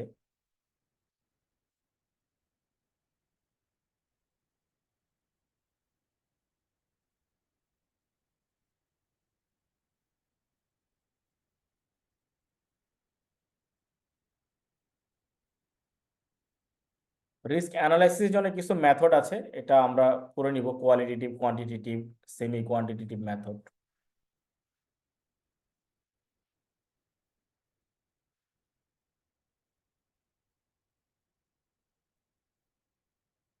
এটা খুব ইম্পর্টেন্ট না, বাট এইচআর এর পার্ট থেকে প্রাইভেসি ডকুমেন্টেশনটা খুবই ইম্পর্টেন্ট, কারণ অনেক মানুষের হ্যাবিচুয়েট কিছু ব্যাপার আছে, তারা পাসওয়ার্ড বা কোনো কিছুর অ্যাক্সেস ডিফাইন করতে গেলে তারা তাদের personal data, information, number, date of birth এগুলি ব্যবহার করে ফেলে। এই জন্য দেখা গেছে যে অ্যাটলিস্ট এমপ্লয়ির যে পার্সোনাল বা তাদের যে বায়োগ্রাফিক্যাল ইনফরমেশন বা তাদের পার্সোনাল ইনফরমেশন, এগুলো একটু প্রপার সিস্টেমে ডকুমেন্টেশন বা প্রাইভেসি মেনটেন না করলে অনেক কিছু আসলে অর্গানাইজেশনের কম্প্রোমাইজ হয়ে যেতে পারে। এই জন্য কিছু ডকুমেন্টেশন আসলে প্রাইভেসি অনুযায়ী ম্যানেজ করে তারপরে ওইগুলোকে প্রাইভেট ডকুমেন্ট বা সিকিউর ডকুমেন্টেশন আকারে এগুলোকে ম্যানেজ করতে হবে বা মিটিগেট করতে হবে, কিভাবে এগুলোকে অ্যানালাইটিক্যাল ওয়েতে আমরা ম্যানেজ করতে পারি। প্রাইভেসি ডকুমেন্টেশনের ক্ষেত্রে আমাদের খেয়াল রাখতে হবে যে বিভিন্ন ধরনের ডকুমেন্টেশনের টাইপ বা প্রাইভেসি নোটিশ, বিভিন্ন ধরনের information data, subject, supporting subject, মানে যা যা আসলে এমপ্লয়ি এবং তাদের পার্সোনাল ডাটা হিসাবে থাকে, এগুলোকে প্রপারলি সিকিউর সিস্টেমে রিটেইন করতে হবে, কারণ ওই পার্সোনাল ডাটাগুলো কম্প্রোমাইজ হয়ে গেলে আইটি সিকিউরিটি অনেক কিছুতেই থ্রেট চলে আসতে পারে।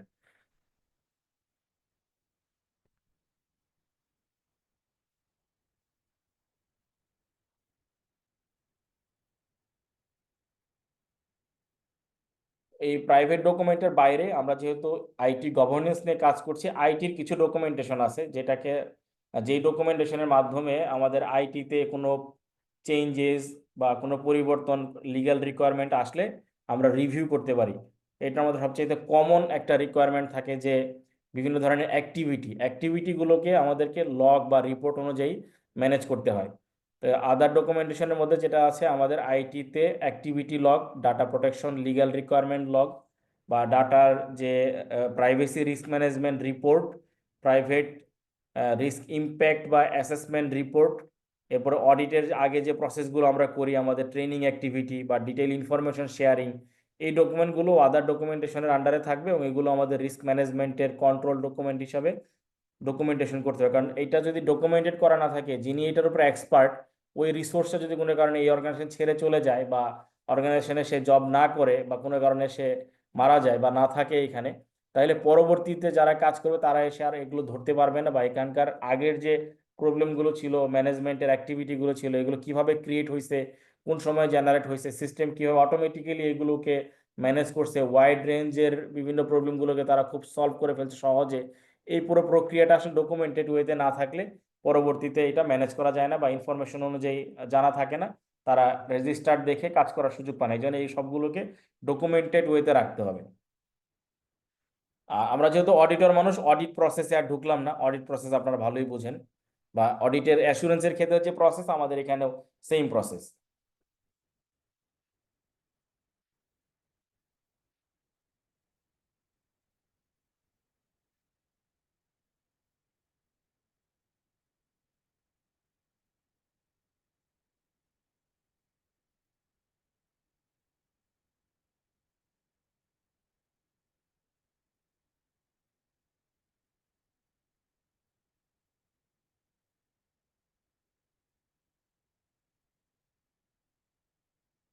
এগুলোই আমাদের মনে হয় ইম্পর্টেন্ট ছিল, লিগ্যাল পারপাস, লেজিটিমেট ইন্টারেস্ট,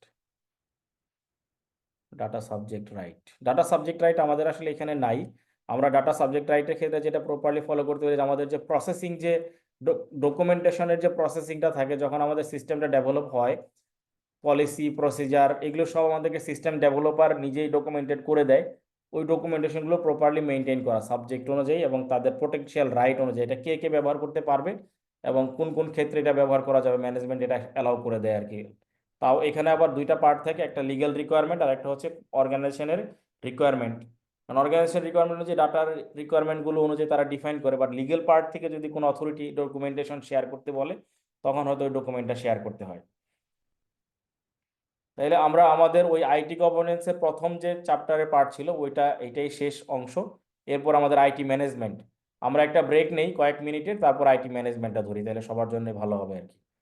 আমরা কি 10 মিনিট না আরো বেশি একটা ব্রেক নিব? 10 মিনিটের বেশি লাগবে বা 15 মিনিট? 15 মিনিটস নেওয়া যায় স্যার, 15 মিনিটস। 15 মিনিট। এখন তো আমার ঘড়িতে 8টা 25 বাজে, আমরা হয়তো 40-এ শুরু করতে পারি, তাহলে ওইদিকে আমরা তাড়াতাড়ি শেষ করে দিব ইনশাআল্লাহ। ওকে okay sir. Okay sir.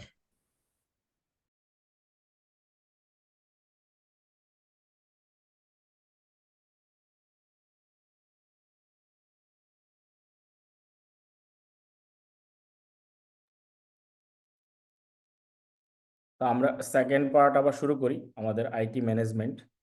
IT ম্যানেজমেন্টের যে প্রশ্নগুলি আমাদের ইয়েতে আছে হুবহু মিলবে না, কিছু কিছু জায়গায় আমাদের কভার করবে।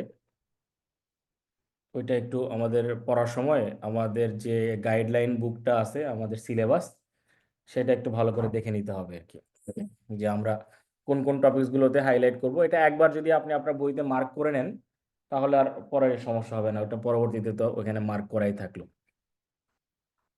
তাহলে আইটি ম্যানেজমেন্টে আমাদের মূল কাজ হচ্ছে যে আমরা যে ইনফরমেশন সিকিউরিটি অ্যাসেটগুলোকে ব্যবহার করব, ওইটা আমাদের আইটি ডিপার্টমেন্ট এবং এন্টারপ্রাইজের যে অবজেক্টিভ, সেই অবজেক্টিভ অ্যাচিভ করার জন্য টোটাল ম্যানেজমেন্ট পার্টটাই হচ্ছে আমাদের আইটি ম্যানেজমেন্টের একটা কমন টপিকস। এর মধ্যে অনেকগুলো আছে আমাদের। এর ভালো এবার ইম্পর্ট্যান্ট একটা যা কাজ হচ্ছে যে আইটি ইমপ্লিমেন্ট করার জন্য আমাদের অনেকগুলো কস্ট ইনকার করে এবং কিছু বেনিফিট এনশিওর করার জন্যই আমরা এটা করি। এটা কেন? ঠিক আছে, থাক, যাবো। হ্যাঁ, তালা দিয়ে যাবো, সমস্যা নেই। তাহলে আমাদের ইনফরমেশন সিকিউরিটি বা ইনফরমেশন টেকনোলজি অ্যাডপ্ট করার পরে বা প্রজেক্ট ইমপ্লিমেন্টেশনের পরে ওই প্রজেক্টের কস্ট অ্যানালাইসিস করে ওইখান থেকে যে বেনিফিট আমরা পাবো, এই বেনিফিটটা আসলে আমাদের যে আরওআই বা বিজনেসের যে রিটার্নের রিকোয়ারমেন্ট থাকে বিজনেসের গাইডলাইন অনুযায়ী, ফিজিবিলিটি স্টাডি অনুযায়ী, সেই অনুযায়ী এটা প্রজেক্টকে আসলে এটা ভ্যালু অ্যাড করে কিনা বা ওই অর্গানাইজেশনকে ভ্যালু অ্যাড করে কিনা, এইটা চেক করার যে পার্ট, এটা হচ্ছে ভ্যালু অফ আইটি। তার মানে আমরা যদি আইটির মূল্য জিজ্ঞাসা করি, ভ্যালু অফ আইটি, আসলে এটা আইটির মূল্য না, এটা কস্ট এবং বেনিফিটের একটা কম্বিনেশন, এখানে টেস্ট করার প্রক্রিয়া। তাহলে আমরা যে ইনভেস্টমেন্ট করব, ইনভেস্টমেন্টের যে রিটার্ন পাবো আমরা পার্সিভ ভ্যালু, এটা হচ্ছে আমাদের ইনভেস্টমেন্টের ভ্যালু অথবা ভ্যালু অফ আইটি। তাহলে ভ্যালু অফ আইটি নিয়ে যদি প্রশ্ন থাকে, আমাদের একটা ভুল ধারণা থাকতে পারে যে আইটির মূল্য কত, বিষয়টা আসলে এরকম না।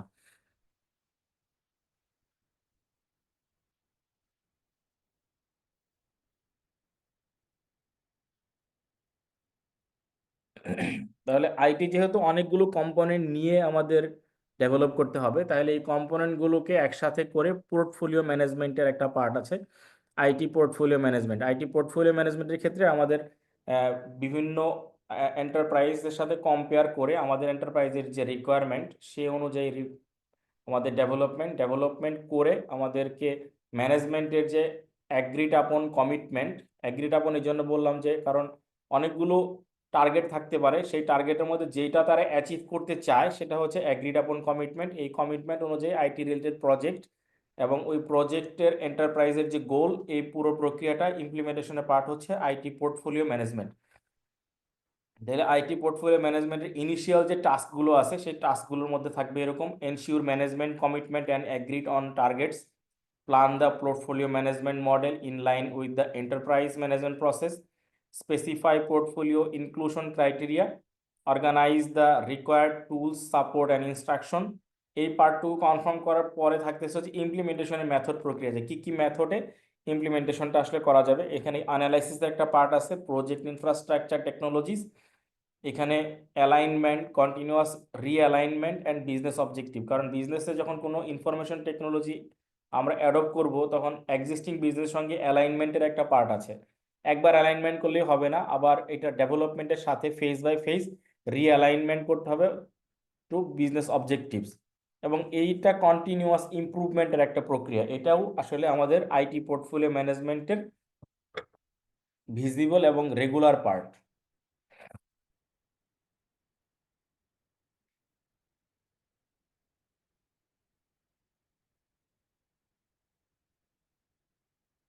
তো আইটি রিসোর্স ম্যানেজমেন্টের পার্ট আছে, আইটি রিসোর্স ম্যানেজমেন্ট করলে আমাদের আইটির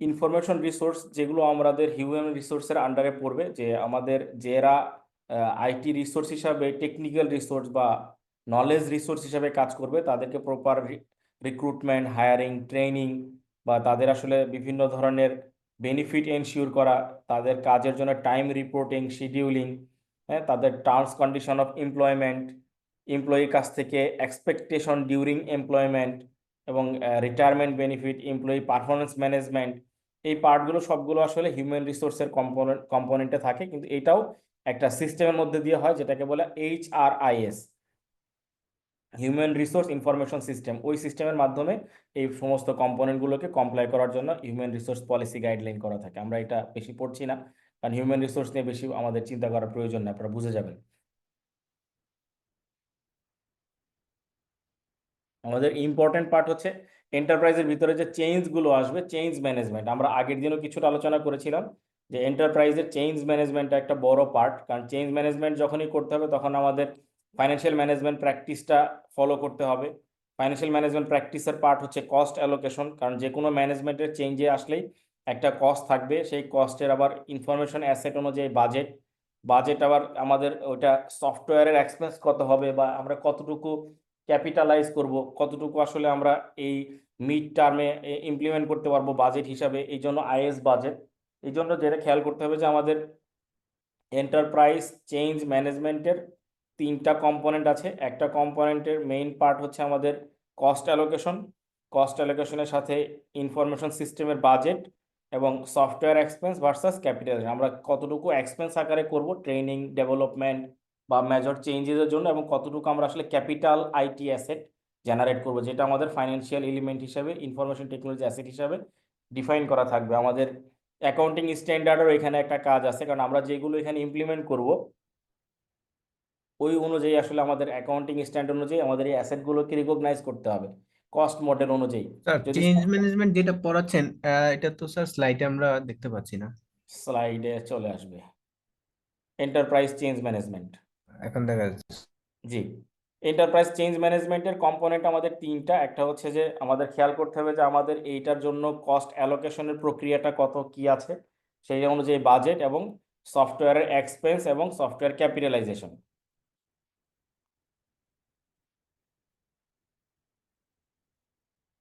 আমরা কি সফটওয়্যারের বাজেট, ক্যাপিটালাইজেশন এবং এক্সপেন্স এবং ক্যাপিটালাইজেশন এই তিনটার মধ্যে কোনো তফাৎ বুঝতে চাচ্ছি বা কোনো প্রবলেম আছে কিনা? Yes sir. জি বলেন, যদি প্রশ্ন থাকে আমরা ই করবো, কারণ এখানে কিন্তু অনেকগুলো দুইটাই কিন্তু একই রকম মনে হচ্ছে।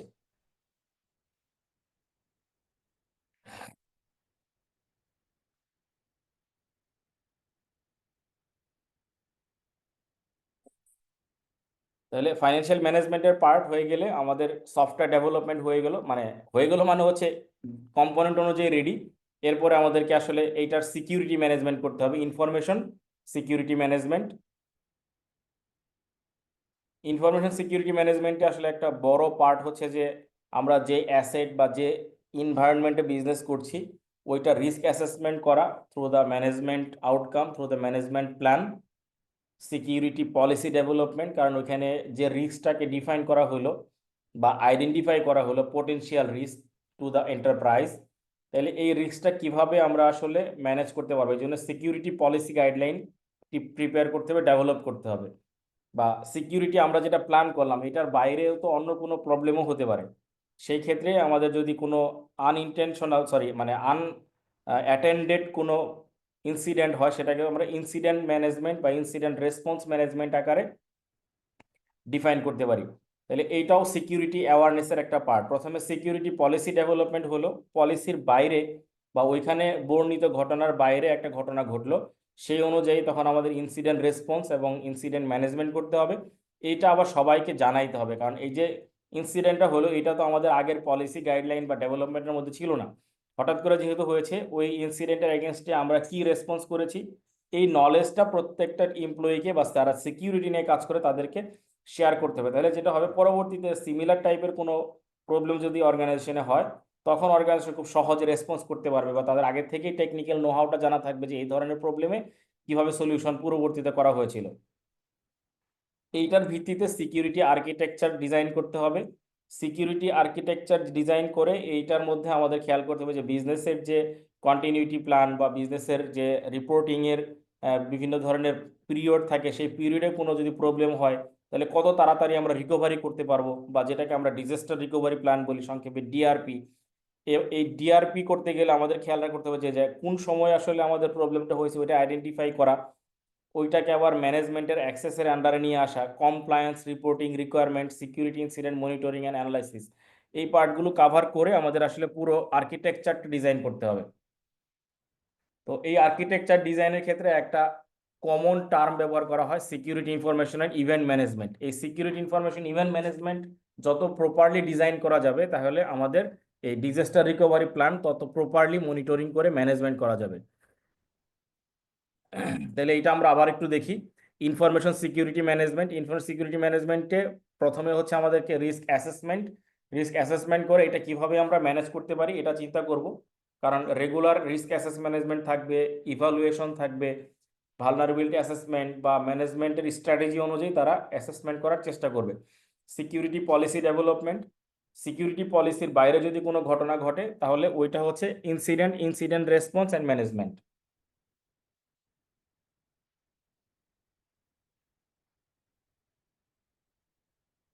ইনসিডেন্ট রেসপন্স ম্যানেজমেন্টের পরে এটা আমাদের করতে অ্যাওয়ারনেস করতে হবে, security awareness and training. Security architecture design, vulnerability management, business continuity plan বা disaster recovery plan, in identity and access management, compliance and regulatory requirement, security incident monitoring and analysis. এখানে আমাদেরকে একটা ডিজাইন করে নিতে হবে, সেটা হচ্ছে security information event management tools. এই টুলসটা যদি প্রিপেয়ার করা থাকে তাহলে এই টুলস থেকেই আমরা আসলে অনেক ইনফরমেশন রেডিলি পেয়ে যাব, যেটা আমাদের পরবর্তীতে বিজনেসে বা ডেভেলপমেন্টে হেল্প করবে। আমরা এটা একটু দেখে রাখি, এখানে কয়েকটা প্রশ্ন হইতেও পারে কাছে, রিস্ক ম্যানেজমেন্ট নিয়ে প্রশ্ন হইতেই পারে, কারণ এটা একটা ইম্পর্টেন্ট পার্ট।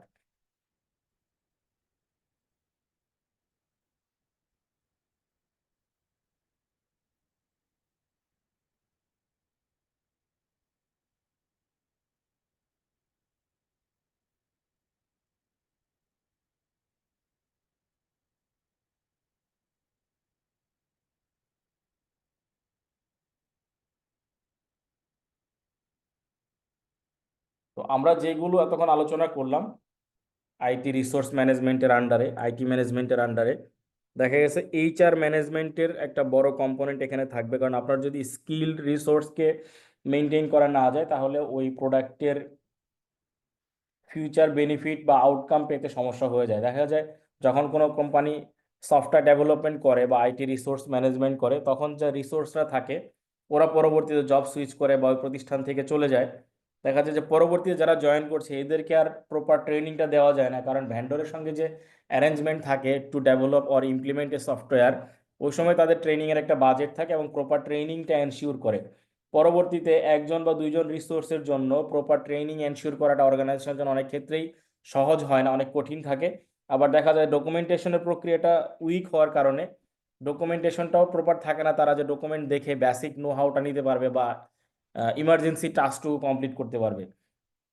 এই জন্য যেটা করা হয় যে ইনফরমেশন সিস্টেম বা সিকিউরিটি ম্যানেজমেন্টের জন্য যারা ভেন্ডর তাদের সাথে একটা চুক্তি করে আইটি ভেন্ডর ম্যানেজমেন্টের একটা পার্ট এখানে চলে আসে। তাহলে থার্ড পার্টির মাধ্যমে যদি আমাদের এই সফটওয়্যারটাকে আমরা ম্যানেজমেন্ট করতে চাই, তখনই আমাদের একটা থার্ড পার্টির সাথে এগ্রিমেন্ট, রিকোয়ারমেন্ট অ্যানালাইসিস, তার সাথে আমাদের সিকিউরিটি প্রবাবিলিটি এবং তারা কোন কোন ডাটা বা কোন ইনফরমেশন নিয়ে কাজ করবে, ভেন্ডরের এন্টারপ্রাইজ রিকোয়ারমেন্ট কি, এবং আমরা কতটুকু ভেন্ডরকে অ্যালাউ করতে পারবো, ভেন্ডর কি কি পারফরমেন্স রিস্ক অ্যাসেসমেন্ট করে আমাদেরকে সাপোর্ট দিবে, এই সমস্ত কিছু অ্যানালাইসিস করে ভেন্ডর ম্যানেজমেন্ট করা হয়। ভেন্ডর ম্যানেজমেন্ট তাহলে হচ্ছে আমাদের থার্ড পার্টি আইটি সার্ভিস প্রোভাইডারকে ম্যানেজ করা হচ্ছে আইটি ভেন্ডর ম্যানেজমেন্ট।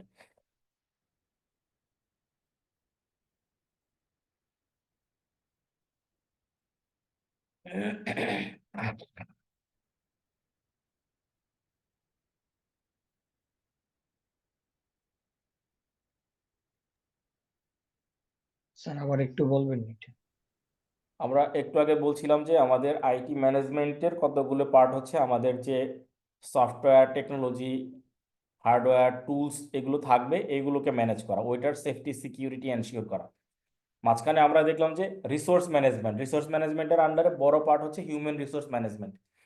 তাহলে আমাদের যখন সফটওয়্যার ডেভেলপমেন্ট বা ইমপ্লিমেন্টেশন হয় তখন ভেন্ডরের সাথে আমাদের একটা প্রপার এগ্রিমেন্ট থাকে, ভেন্ডর সবকিছু ইমপ্লিমেন্ট করে আমাদের রিসোর্সকে ট্রেন আপ করে গো লাইভ অথবা ব্যবহার করা পর্যন্ত কনফার্ম করে দিয়ে যাবে, এটা একটা টার্গেটে থাকে। এই সময় যে রিসোর্সগুলি থাকে তারা হয়তো অনেক সময় প্রতিষ্ঠানে ফুল টাইম থাকে না বা পরবর্তী জব সুইচ করে চলে যায়, বা তারা হয়তো একটা সময় রিটায়ারমেন্টে যায়।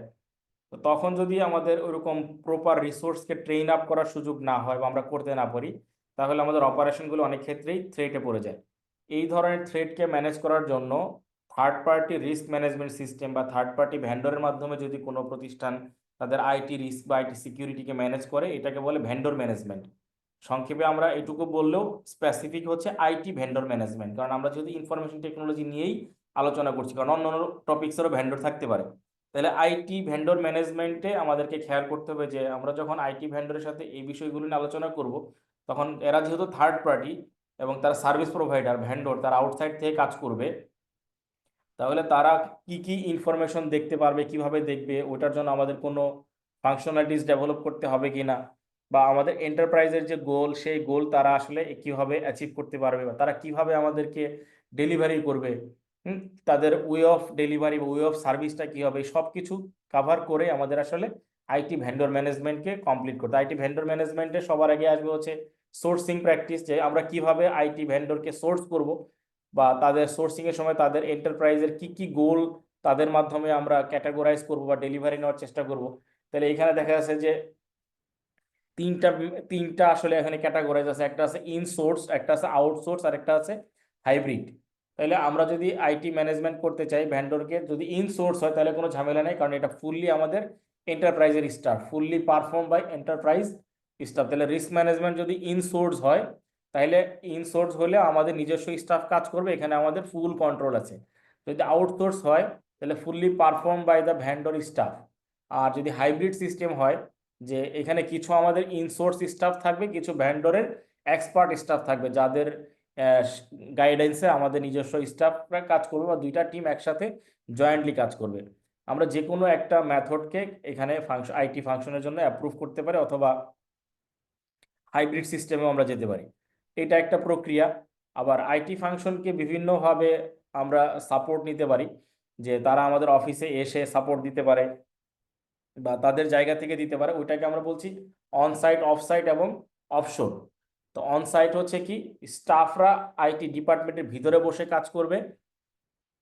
অফসাইট হচ্ছে তারা কাছাকাছি কোনো একটা দূরবর্তী স্থানে বসে কাজ করবে। স্যার লেখাটা দেখা যাচ্ছে না। জি, আপনি স্যার ইনসাইড আউটসাইড বলতেছেন না, দেখা যাচ্ছে না। এই যে নিচেই আছে, একটা হচ্ছে ইনসোর্স, আউটসোর্স, হাইব্রিড, আরেকটা হচ্ছে অনসাইট, অফসাইট এবং অফশোর। অনসাইট হচ্ছে আইটি ডিপার্টমেন্টে বসে সিকিউরিটি বা সার্ভিস প্রোভাইড করা, মানে ওখানে বসে স্টাফরা কাজ করবে।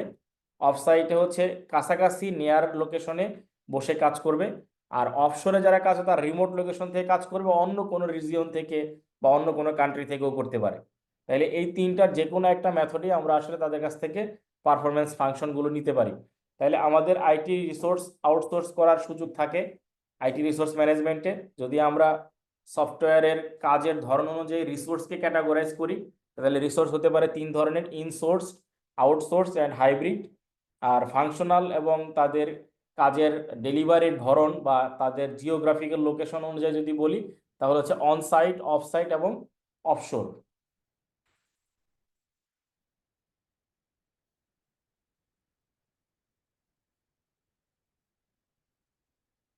তাহলে যদি আমরা ভ্যান্ডরকে একটা কন্ট্রাক্টের আন্ডারে নিয়ে আসি, তখন আমাদের খেয়াল করতে হবে যে ভ্যান্ডর কোথায় বসে সার্ভিসটা দিবে। ভ্যান্ডর কি একাই কাজ করবে, নাকি আমার আইটি ডিপার্টমেন্ট লোকের সাথে জয়েন্টলি কাজ করবে, এবং তার সার্ভিস ডেলিভারির টাইম কত দিনের মধ্যে বা কত সময়ের মধ্যে সে রেসপন্স করবে।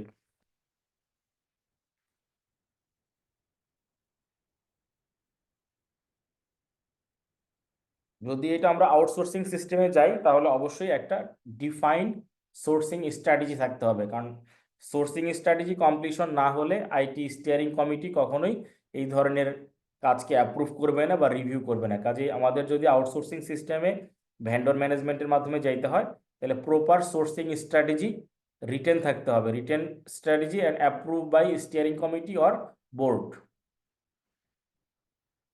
যখন রিটেন যখন আমরা করব, তখন আমাদের কি কি বিষয় মিনিমাম থাকতে হবে, কারণ এটাও অডিটরদের একটা পার্ট, যে আমাদের যে ফাংশনালিটিসগুলো থাকবে এটার জন্য আমাদের কি কি মিনিমাম ইনফরমেশন ওই রিটেন ডকুমেন্টের মধ্যে থাকতে হবে, কি কি স্টেপস লেখা আছে এখানে ডান দিকে।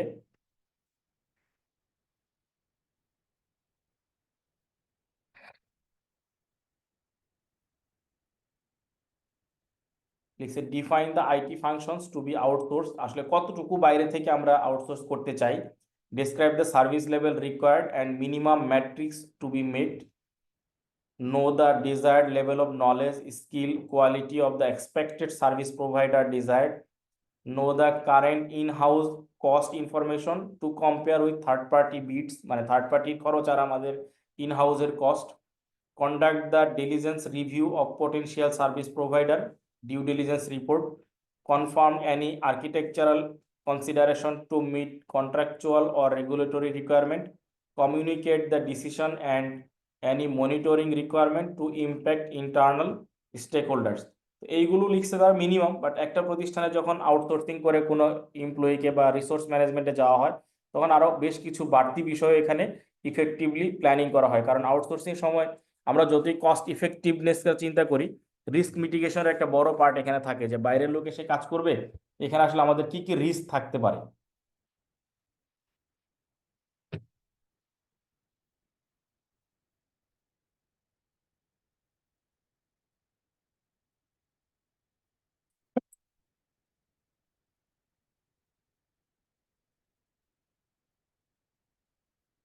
আইটি আউটসোর্সিং এর যে আমাদের প্ল্যানিং সেটুকু আমরা জানলাম। আউটসোর্সিং এর কিছু প্র্যাকটিস আছে, যে বাংলাদেশে পৃথিবীতে সব জায়গায় আউটসোর্সিং এর কিছু প্র্যাকটিস আছে, যে প্র্যাকটিস অনুযায়ী তারা আউটসোর্সিং এর কাজগুলো করে। তো এইখানে মোস্টলি যেটা হয় যে রিসোর্সটা আসলে কোর অ্যাক্টিভিটিজের উপর ফোকাস করে, কারণ কোর অ্যাক্টিভিটি ছাড়া যদি আমরা অন্য কাজের জন্য বাইরে থেকে রিসোর্স হায়ার করতে যাই, তখন দেখা যাবে যে আমাদের অনেক ধরনের খরচও বেড়ে যাবে, বা আমাদের আইটি ডিপার্টমেন্টের যে রিসোর্সে তারা আনইউটিলাইজ থেকে যাবে। এই জন্য আউটসোর্সিং এর ক্ষেত্রে আমাদের খেয়াল করতে হবে যে আমরা একটা ফোকাস এরিয়া ডিজাইন করবো, যে কোনটুকু কাজ আমরা তাদের মাধ্যমে করতে চাই।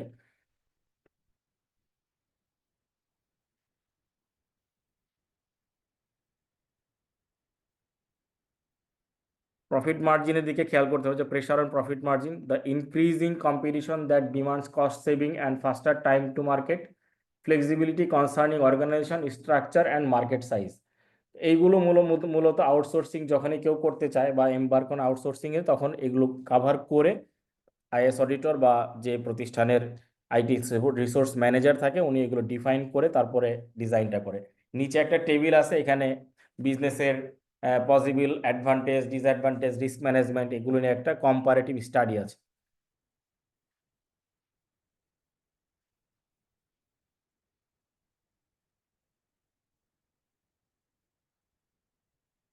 তো যখনই আমরা কোনো আইটি ডিপার্টমেন্টের পারফরমেন্স বা ওই ইন্ডাস্ট্রির পারফরমেন্সকে ডিজাইন করতে চাই, বা ওইটাকে আসলে মেজার করতে চাই, তখন একটা বেঞ্চমার্কের প্রয়োজন হয়, যে আমরা আসলে কতটুকু স্ট্যান্ডার্ড কাভার করব, কতটুকু স্ট্যান্ডার্ড আমাদেরকে মিনিমাম কাভার করতে হবে। এই জন্য স্ট্যান্ডার্ড সেটিং বোর্ড আছে ইন্টারন্যাশনাল, তারা কোয়ালিটি ম্যানেজমেন্ট সিস্টেম বা সিস্টেম রিকোয়ারমেন্টের উপর বিভিন্ন ধরনের সার্টিফিকেশন দেয়। তাদের অনেকগুলো সার্টিফিকেশনের মেথড আছে, অর্গানাইজেশনের রিকোয়ারমেন্ট অনুযায়ী তারা ওই সার্টিফিকেশনগুলো দেয়। আমরা এর আগের দিন মনে হয় পড়ছিলাম যে সিএমএমআই মডেল, আইটিআইএল মডেল, মনে আছে কি আমাদের?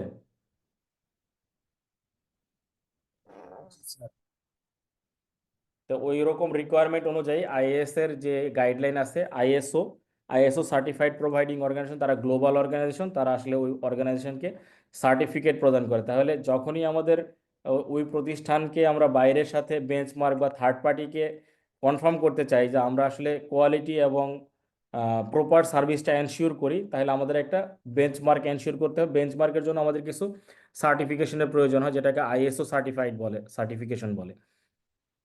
অর্গানাইজেশনের প্যাটার্ন অনুযায়ী বিভিন্ন ধরনের সার্টিফিকেশনের নাম্বার আছে, ইন্ডাস্ট্রি স্ট্যান্ডার্ড এবং বেঞ্চমার্ক, গ্লোবাল প্র্যাকটিস, স্ট্র্যাটেজি, এগুলো কাভার করে তারা আসলে সার্টিফিকেশনটা ইস্যু করে।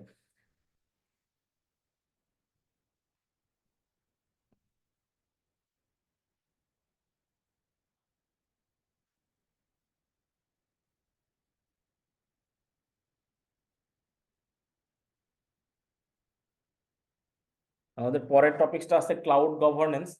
ক্লাউড গভর্নেন্সও আসলে আইটি গভর্নেন্সের মতোই। আমরা যদি আমাদের ইনফরমেশনকে আমাদের নিজস্ব সার্ভারে না রেখে কোনো একটা ক্লাউড সিস্টেমের সার্ভারে রাখি, প্রাইমারিলি আমাদের এন্টারপ্রাইজের রিস্ক মিটিগেট করার জন্য, বা এন্টারপ্রাইজের আইটি সার্ভিসটাকে ট্র্যাডিশনালি ম্যানেজ না করে আমরা যদি প্রপার ম্যানেজমেন্ট করতে চাই, কারণ অনেক ক্ষেত্রে দেখা গেছে যে নিজস্ব সিস্টেমে ডাটা বা সিকিউরিটি এনশিওর করে ডাটা রাখা অনেক টাফ হয়ে যায়। একটা সার্ভারকে সিকিউরিটি দেওয়া খুব সহজ কাজ না। সেই ক্ষেত্রে যদি আমরা ক্লাউড ম্যানেজমেন্ট সিস্টেমে সার্ভারকে সিকিউর করতে পারি, তাহলে সেক্ষেত্রে কিছু খরচ বেশি হলেও আমাদের ইনফরমেশন সিকিউরিটি এনশিওর হয়। তাহলে ক্লাউড গভর্নেন্সের আমাদের একটা এখানে পার্ট আছে। ক্লাউড গভর্নেন্সের ক্ষেত্রেও আমাদের আউটসোর্সিং করতে হবে, মূল কাজ হচ্ছে আউটসোর্সিং। আউটসোর্সিং এর আরেকটা পার্ট হচ্ছে আমাদের অপারেশনাল লেভেল এগ্রিমেন্ট, কারণ আমরা যার সাথেই যাব না কেন তার সাথে আমাদেরকে একটা সার্ভিস লেভেল এগ্রিমেন্ট করতে হবে, যেটা কন্ট্রাক্ট, এবং তার সাথে হচ্ছে operational level agreement.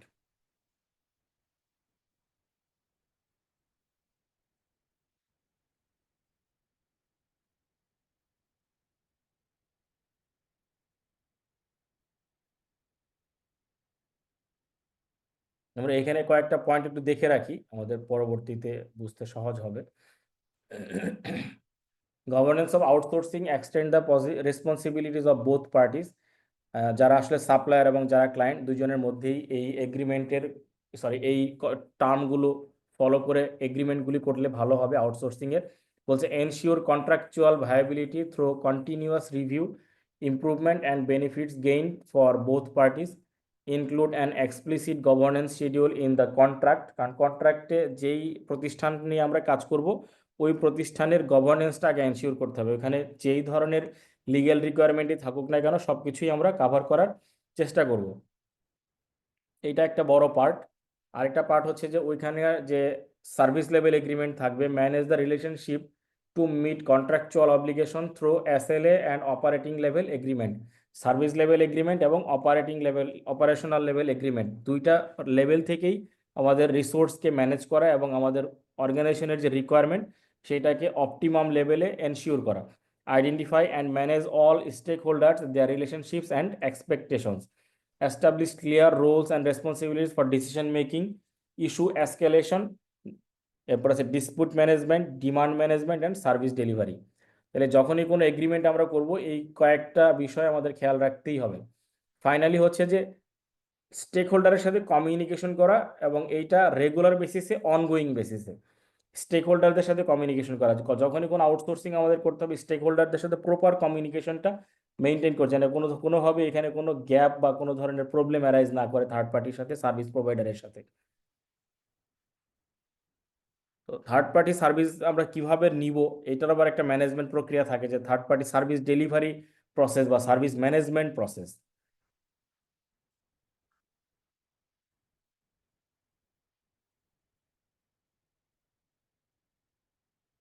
Third party বা যারা সার্ভিস প্রোভাইডার থাকবে তারা তো এগ্রিমেন্ট অনুযায়ী তাদের সার্ভিসটাকে ডেলিভারি করবে, বা থার্ড পার্টি তাদের নিজস্ব লোকেশন থেকে ডেলিভারি ম্যানেজমেন্টের মাধ্যমে সিস্টেমে ইমপ্লিমেন্ট করে দিয়ে তারা প্রপারলি এটা ডেলিভারি করতে পারে। কিন্তু এন্টারপ্রাইজকে যেটা করতে হবে তাদের এই ইমপ্লিমেন্টেশনটা রিভিউ চেক করে এগ্রিমেন্ট অনুযায়ী ঠিক আছে কিনা, যে প্রোভাইড করলো সেটা কমপ্লায়েন্স মনিটর করতে হবে যে কমপ্লায়েন্স এনশিওর করছে কিনা, এবং এগ্রিমেন্টে আমাদের যে টার্মস কন্ডিশন আছে ওই অনুযায়ী সার্ভিস বা আমাদের রিকোয়ারমেন্ট ডেলিভার্ড হয়েছে কিনা এইগুলো মনিটরিং করে থার্ড পার্টি সার্ভিস রিভিউর একটা সার্টিফিকেট বা তাদেরকে আসলে একটা অ্যাকসেপ্টেন্স ইস্যু করা হয়।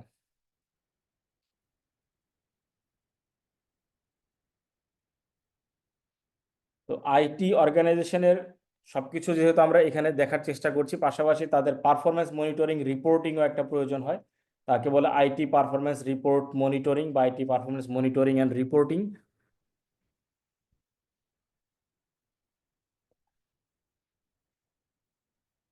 আমরা হয়তো কেপিআই এর নাম সবাই শুনেছি, এইখানে হচ্ছে কেপিআই এর পার্ট, যে আইটিতে আমরা কি কি অ্যাচিভ করব, কি পারফরমেন্স ইন্ডিকেটর কি কি থাকবে বিজনেসের রিকোয়ারমেন্ট অনুযায়ী বা বিজনেসের প্রসেস ডেভেলপমেন্ট অনুযায়ী কি কি পারফরমেন্স ইন্ডিকেটর থাকবে, আমরা কি কি অ্যাচিভ করতে চাই সার্ভিস লেভেলে অথবা কস্ট বেনিফিট লেভেলে বা টাইম ম্যানেজমেন্টের লেভেলে, যেই রিকোয়ারমেন্ট অনুযায়ী আমরা সিস্টেমটাকে ডেভেলপ করব ইমপ্লিমেন্ট করব সেই অনুযায়ী কি পারফরমেন্স ইন্ডিকেটর মেজার করে ডিফাইন করতে হবে, এবং কিছু সময় পর পর IT performance monitoring report issue করতে হবে যে আমাদের আসলে প্রপার ম্যানেজমেন্টটা হচ্ছে কিনা এবং কেপিআইটা আমরা অ্যাচিভ করতে পারছি কিনা। স্যার রিপোর্টটা কার কাছে করবো এটা? আইটি স্টিয়ারিং কমিটির মাধ্যমে টপ ম্যানেজমেন্টের কাছে, আর ডিপার্টমেন্টের হেড এটাকে অথরাইজ করে দিবে। আইটি রিপোর্ট প্রিপেয়ার করবে, ওই যে একটু আগে আমরা দেখছিলাম অডিট এক্সিকিউটিভরা রিভিউ করতে গিয়ে তারা পারফরমেন্স অ্যানালাইসিস করবে। বাট এইচআর থেকেও কখনো কখনো করে, কিন্তু ওইটা আসলে প্রপার হয় না, কারণ এইচআর এর লোক তো আর আইটি এক্সপার্ট থাকে না।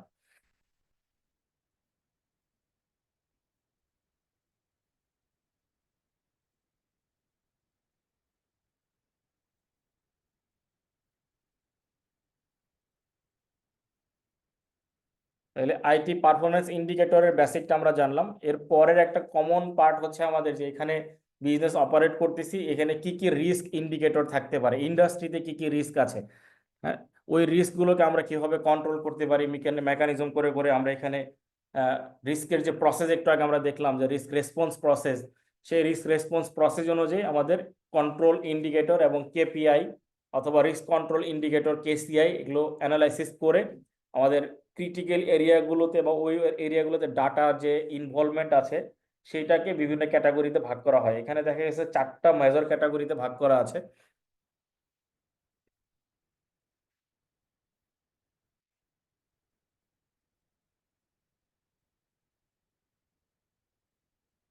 Identify critical data points need to achieve business objectives. 2 number আছে identify specific quantifiable output of work from the identified process, establish target against which results can be scored, মানে আমাদের achievement কি হওয়ার কথা ছিল আমরা ওইটা অ্যাচিভ করছি কিনা। Monitor performance against the matrix and report result to those who can adjust. Who can অ্যাডজাস্টের মিনিংটা হচ্ছে যে যদি কোনো কারণে চেঞ্জ থাকে এখানে, এটাকে অ্যাডজাস্ট করে আমাদের রিকোয়ারমেন্ট লেভেল পর্যন্ত ইন্ডিকেটরকে কিভাবে নেওয়া যাবে সেই অনুযায়ী আমাদের সিস্টেমটাকে মনিটর করা লাগবে, ডেভেলপমেন্ট বা কাস্টমাইজ করতে হবে। সেই অনুযায়ী রিকোয়ারমেন্ট দিবে আইএস অডিটরের কাছ থেকে সার্টিফাইড করিয়ে ফাইনালি এটা ইমপ্লিমেন্ট করা।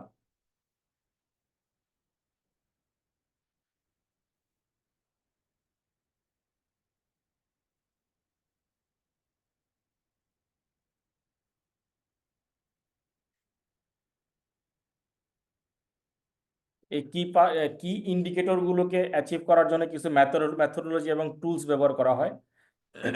টুলস, ফ্রেমওয়ার্ক বা কন্টিনিউয়াস ইমপ্রুভমেন্ট মেথোডোলজি।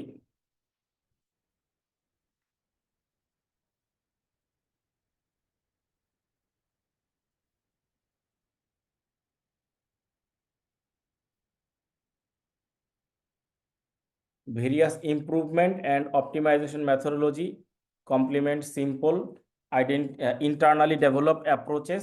এর মধ্যে কি কি থাকছে বলছে যে প্ল্যান, ডো, চেক, মানে এটা হচ্ছে একটা সাইকেল। ফাইনালি এটা চেক করার পরে আমাদের যেটা করতে হবে ওই অনুযায়ী ঘটনা ঘটতে মানে অ্যাক্ট করতে হবে। Plan, do, check and act, PDCA cycle. এটা কন্টিনিউয়াস ইমপ্রুভমেন্টের পার্ট, কারণ একবার একটা করে বসে থাকলে হবে না, কন্টিনিউয়াসলি এই সাইকেলটা ফলো করতে হবে। বেস্ট প্র্যাকটিসটা ফলো করতে হবে, যে যেই স্ট্যান্ডার্ড বা যেই সিকিউরিটি মডেল আমরা অ্যাপ্লাই করি ওইটার বেস্ট প্র্যাকটিস বা বেস্ট স্ট্যান্ডার্ডটাকে ফলো করতে হবে। আমাদের নিজস্ব ফ্রেমওয়ার্ক এবং ইন্টারন্যাশনাল যে ফ্রেমওয়ার্ক আছে কন্ট্রোল অবজেক্টিভ, সেই কন্ট্রোল অবজেক্টিভ বা কোভিডের যে রিকোয়ারমেন্টগুলো আছে সেগুলোকে ফ্রেমওয়ার্কের আন্ডারে এনে আমাদের সিস্টেমটাকে টুলস বা মেথোডোলজি ডেভেলপমেন্ট করে পরিচালনা করার জন্য ইন্ডিকেটর ডিফাইন করতে হবে। তাহলে plan, do, check and act এটা একটা সাইকেল, এই সাইকেলটা কন্টিনিউয়াসলি ফলো করতে হবে।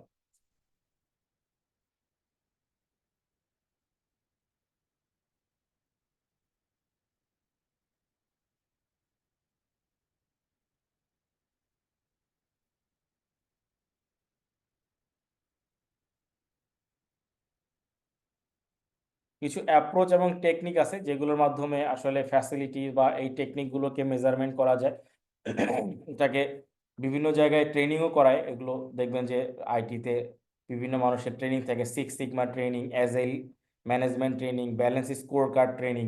এগুলো ট্রেনিং নিয়ে তারা আসলে ওই বিজনেসের রিকোয়ারমেন্ট অনুযায়ী তারা বিজনেসটাকে প্ল্যান করে বা ডিজাইন করে এবং টেকনিকগুলোকে তারা ডেভেলপ করে। তো এইটা কাস্টমার কোলাবোরেশন বা হচ্ছে যে বিজনেসের interactive development, self organizing teams, continuous feedback, flexibility, simplicity, এই সব কিছু কাভার করে একসাথে আসলে আমাদের বিজনেসের ম্যাথোডোলজি বা বিজনেসের অ্যাজাইল মেথোডোলজি ডেভেলপ করতে হবে। ওই অ্যাজাইল মেথোডোলজি টেকনিক ফলো করলে আমাদের বিজনেসের যে ফ্রেমওয়ার্ক বা যে ধরনের রিকোয়ারমেন্ট অ্যানালাইসিস করে ইন্ডিকেটর বা অ্যাপ্রোচটা অ্যাচিভ করতে হবে এটা ডিজাইন করা সম্ভব।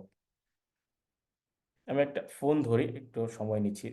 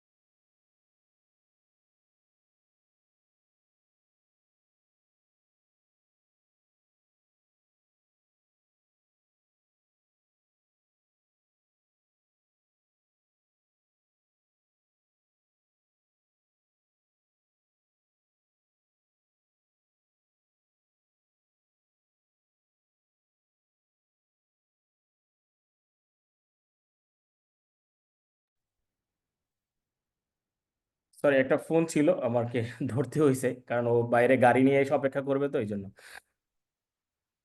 তো আমরা আমাদের টপিক্সের প্রায় শেষের দিকে চলে আসছি। ব্যালেন্স স্কোর কার্ড বা আমাদের যে অ্যাজাইল ম্যানেজমেন্ট, এইগুলো খুবই টেকনিক্যাল পার্ট, বাট এগুলো ম্যানেজ করার জন্য প্রতিষ্ঠানগুলো তাদের ইন্ডাস্ট্রিতে যে আদার অর্গানাইজেশনগুলো আছে এগুলোর সাথে কম্পেয়ার করে তারা একটা স্ট্যান্ডার্ড সেট করে। সেই স্ট্যান্ডার্ড সেট করে তারপর হচ্ছে এই অনুযায়ী তারা ব্যালেন্স স্কোর কার্ডকে ডিজাইন করে।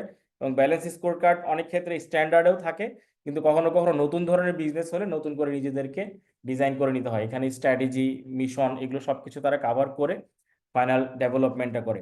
তো আমাদের আরেকটা পার্ট হচ্ছে অ্যাসুরেন্স ম্যানেজমেন্ট বা quality assurance of IT management, management of IT.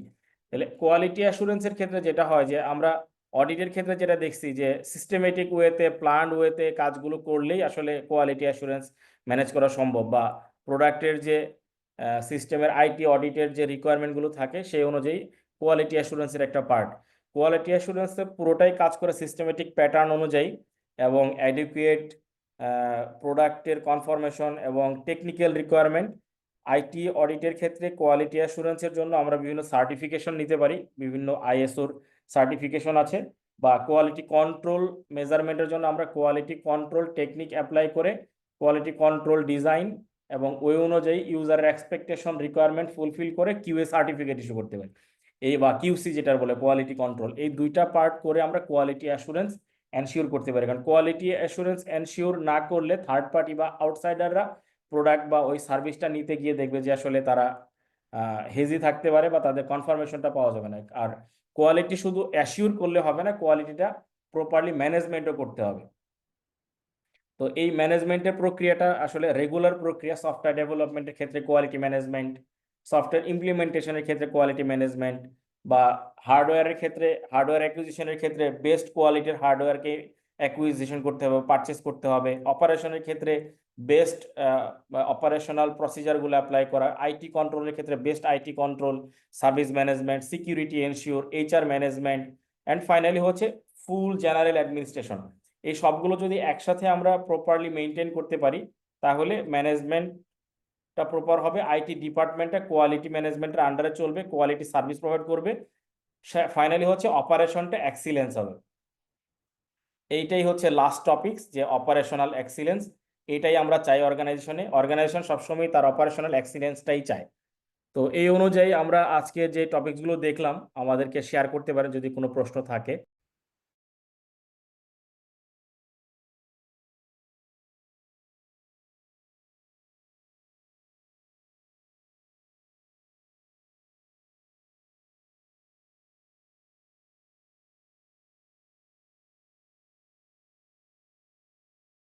Sir এখানে যতগুলো টপিক আমরা আজকে কভার করলাম, তো এখান থেকে যদি স্যার সিনারিও বেসড কোশ্চেন হয়, আমাদের জন্য কোশ্চেন গুলা টাচ করাটা একটু চ্যালেঞ্জিং হবে স্যার। এখন আমরা কি ওয়েতে ওইগুলাকে আসলে সামারাইজ করতে পারি, মানে কোন ওয়েতে আমরা এগুলা আসলে। সরাসরি হচ্ছে এইবার আমরা প্রথম পরীক্ষা যেহেতু আমাদের এই সিলেবাসের উপরে, আমরা আমাদের যে হ্যান্ডবুকটা আছে, আমি হ্যান্ডবুকটা আবারও একটু দেখাই। আমাদের যে হ্যান্ডবুকটা আছে, হ্যান্ডবুকটার যে টপিকস আছে আমরা এর বাইরে যাব না, কারণ আমাদের প্রথম সিলেবাসের উপর এই সিলেবাসের প্রথম পরীক্ষা, তো আমাদের যে টপিকসগুলো আছে এর বাইরে আমরা যাব না। প্রয়োজন হইলে আমরা এই টপিকসগুলোর জন্য যদি অন্য কোথাও থেকে সহজে বোঝার জন্য পড়তে হয় ওইটা আমরা ফলো করব। আমি টপিকসগুলো শেয়ার করছি, এই এখনই বের করছি।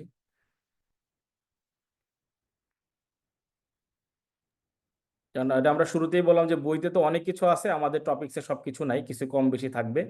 টপিকস যেভাবে আছে, দেখা যাচ্ছে কিনা আমাদের স্ক্রিনটা? জি স্যার, দেখা যাচ্ছে। জি। এখানে যে টপিকসগুলো দেখা আছে যাচ্ছে। আমরা এই টপিকসের বাইরে প্রাথমিকভাবে যাব না, একদমই না। এবং আমাদের খেয়াল করতে হবে যে এইটা প্রথম পরীক্ষা, এই পরীক্ষার জন্য প্রিপারেশন নিতে গিয়ে অনেক বেশি ঘোরাঘুরি করলে আমরা সময় নষ্ট করে ফেলবো, কারণ কোশ্চেন প্যাটার্ন বা অন্য সবকিছু আমাদের এখনো সব জানা হয় নাই। এইখানে যে টপিকসগুলো আমাদের দেওয়া আছে এইটাতেই আমরা মূল ফোকাস করার চেষ্টা করব। একদম ভেঙে ভেঙে এই টপিকসগুলোই আমরা কভার করব, অন্যগুলোতে আমরা যাব না। তাহলে অ্যাটলিস্ট এরিয়া তো আমাদের ছোট হয়ে গেল।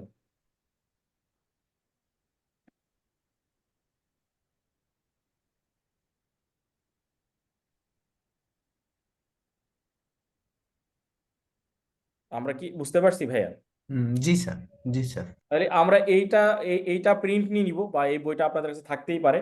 এইটা অনুযায়ী আমরা আসলে ওই ম্যানুয়ালটা থেকে পড়বো। আমি এখনই এই চ্যাপ্টারগুলোকে শর্ট করে আপনাদেরকে মেইল করে দিচ্ছি।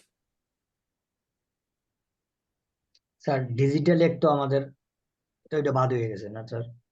ডিজিটাল অ্যাক্ট বাদ হয়ে গেছে? ডিজিটাল অ্যাক্ট তো বাদ হয় নাই ভাই। 2018 সালে। 2018 সালে ডিজিটাল অ্যাক্ট হয় নাই তো। 2018 সালে কি ডিজিটাল অ্যাক্ট আছে? ডিজিটাল যে অ্যাক্ট বা আইসিটির যে অ্যাক্ট, ওটা তো 2006-এর। পরবর্তীতে কিছু কিছু অ্যামেন্ডমেন্ট আসছে ভাই।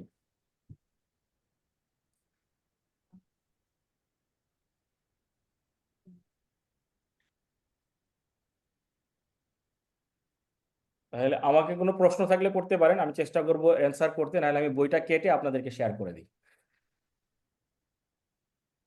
স্যার ওই যে লার্নিং থ্রিটাই তো না স্যার, এখন শেয়ার এই করতে? লার্নিং থ্রিটা একদম ঠিক, লার্নিং থ্রিটা আমি করে দিচ্ছি, করে আপনাদের সবাইকে মেইল করে দিচ্ছি। না স্যার, ওই যে লার্নিং থ্রি উপর একটু হাইলাইট করা ছিল তো ওই জন্য।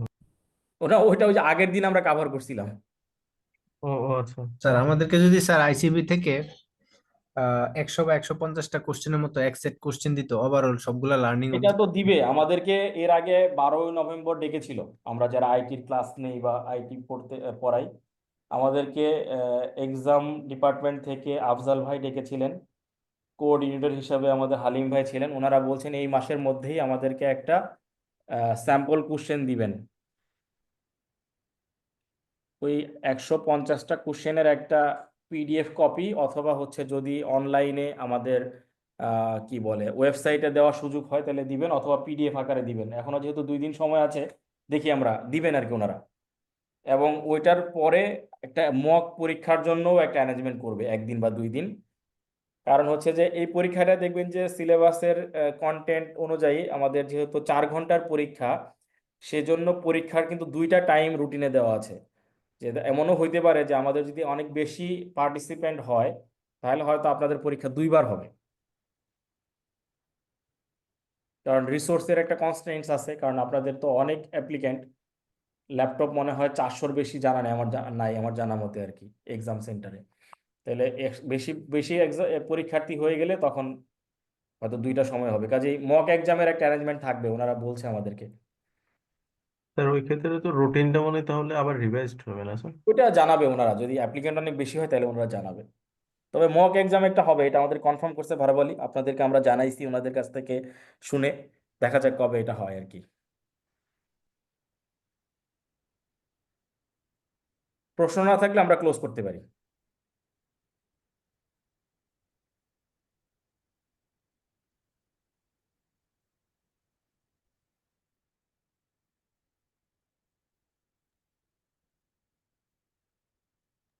কোশ্চেন নেই স্যার।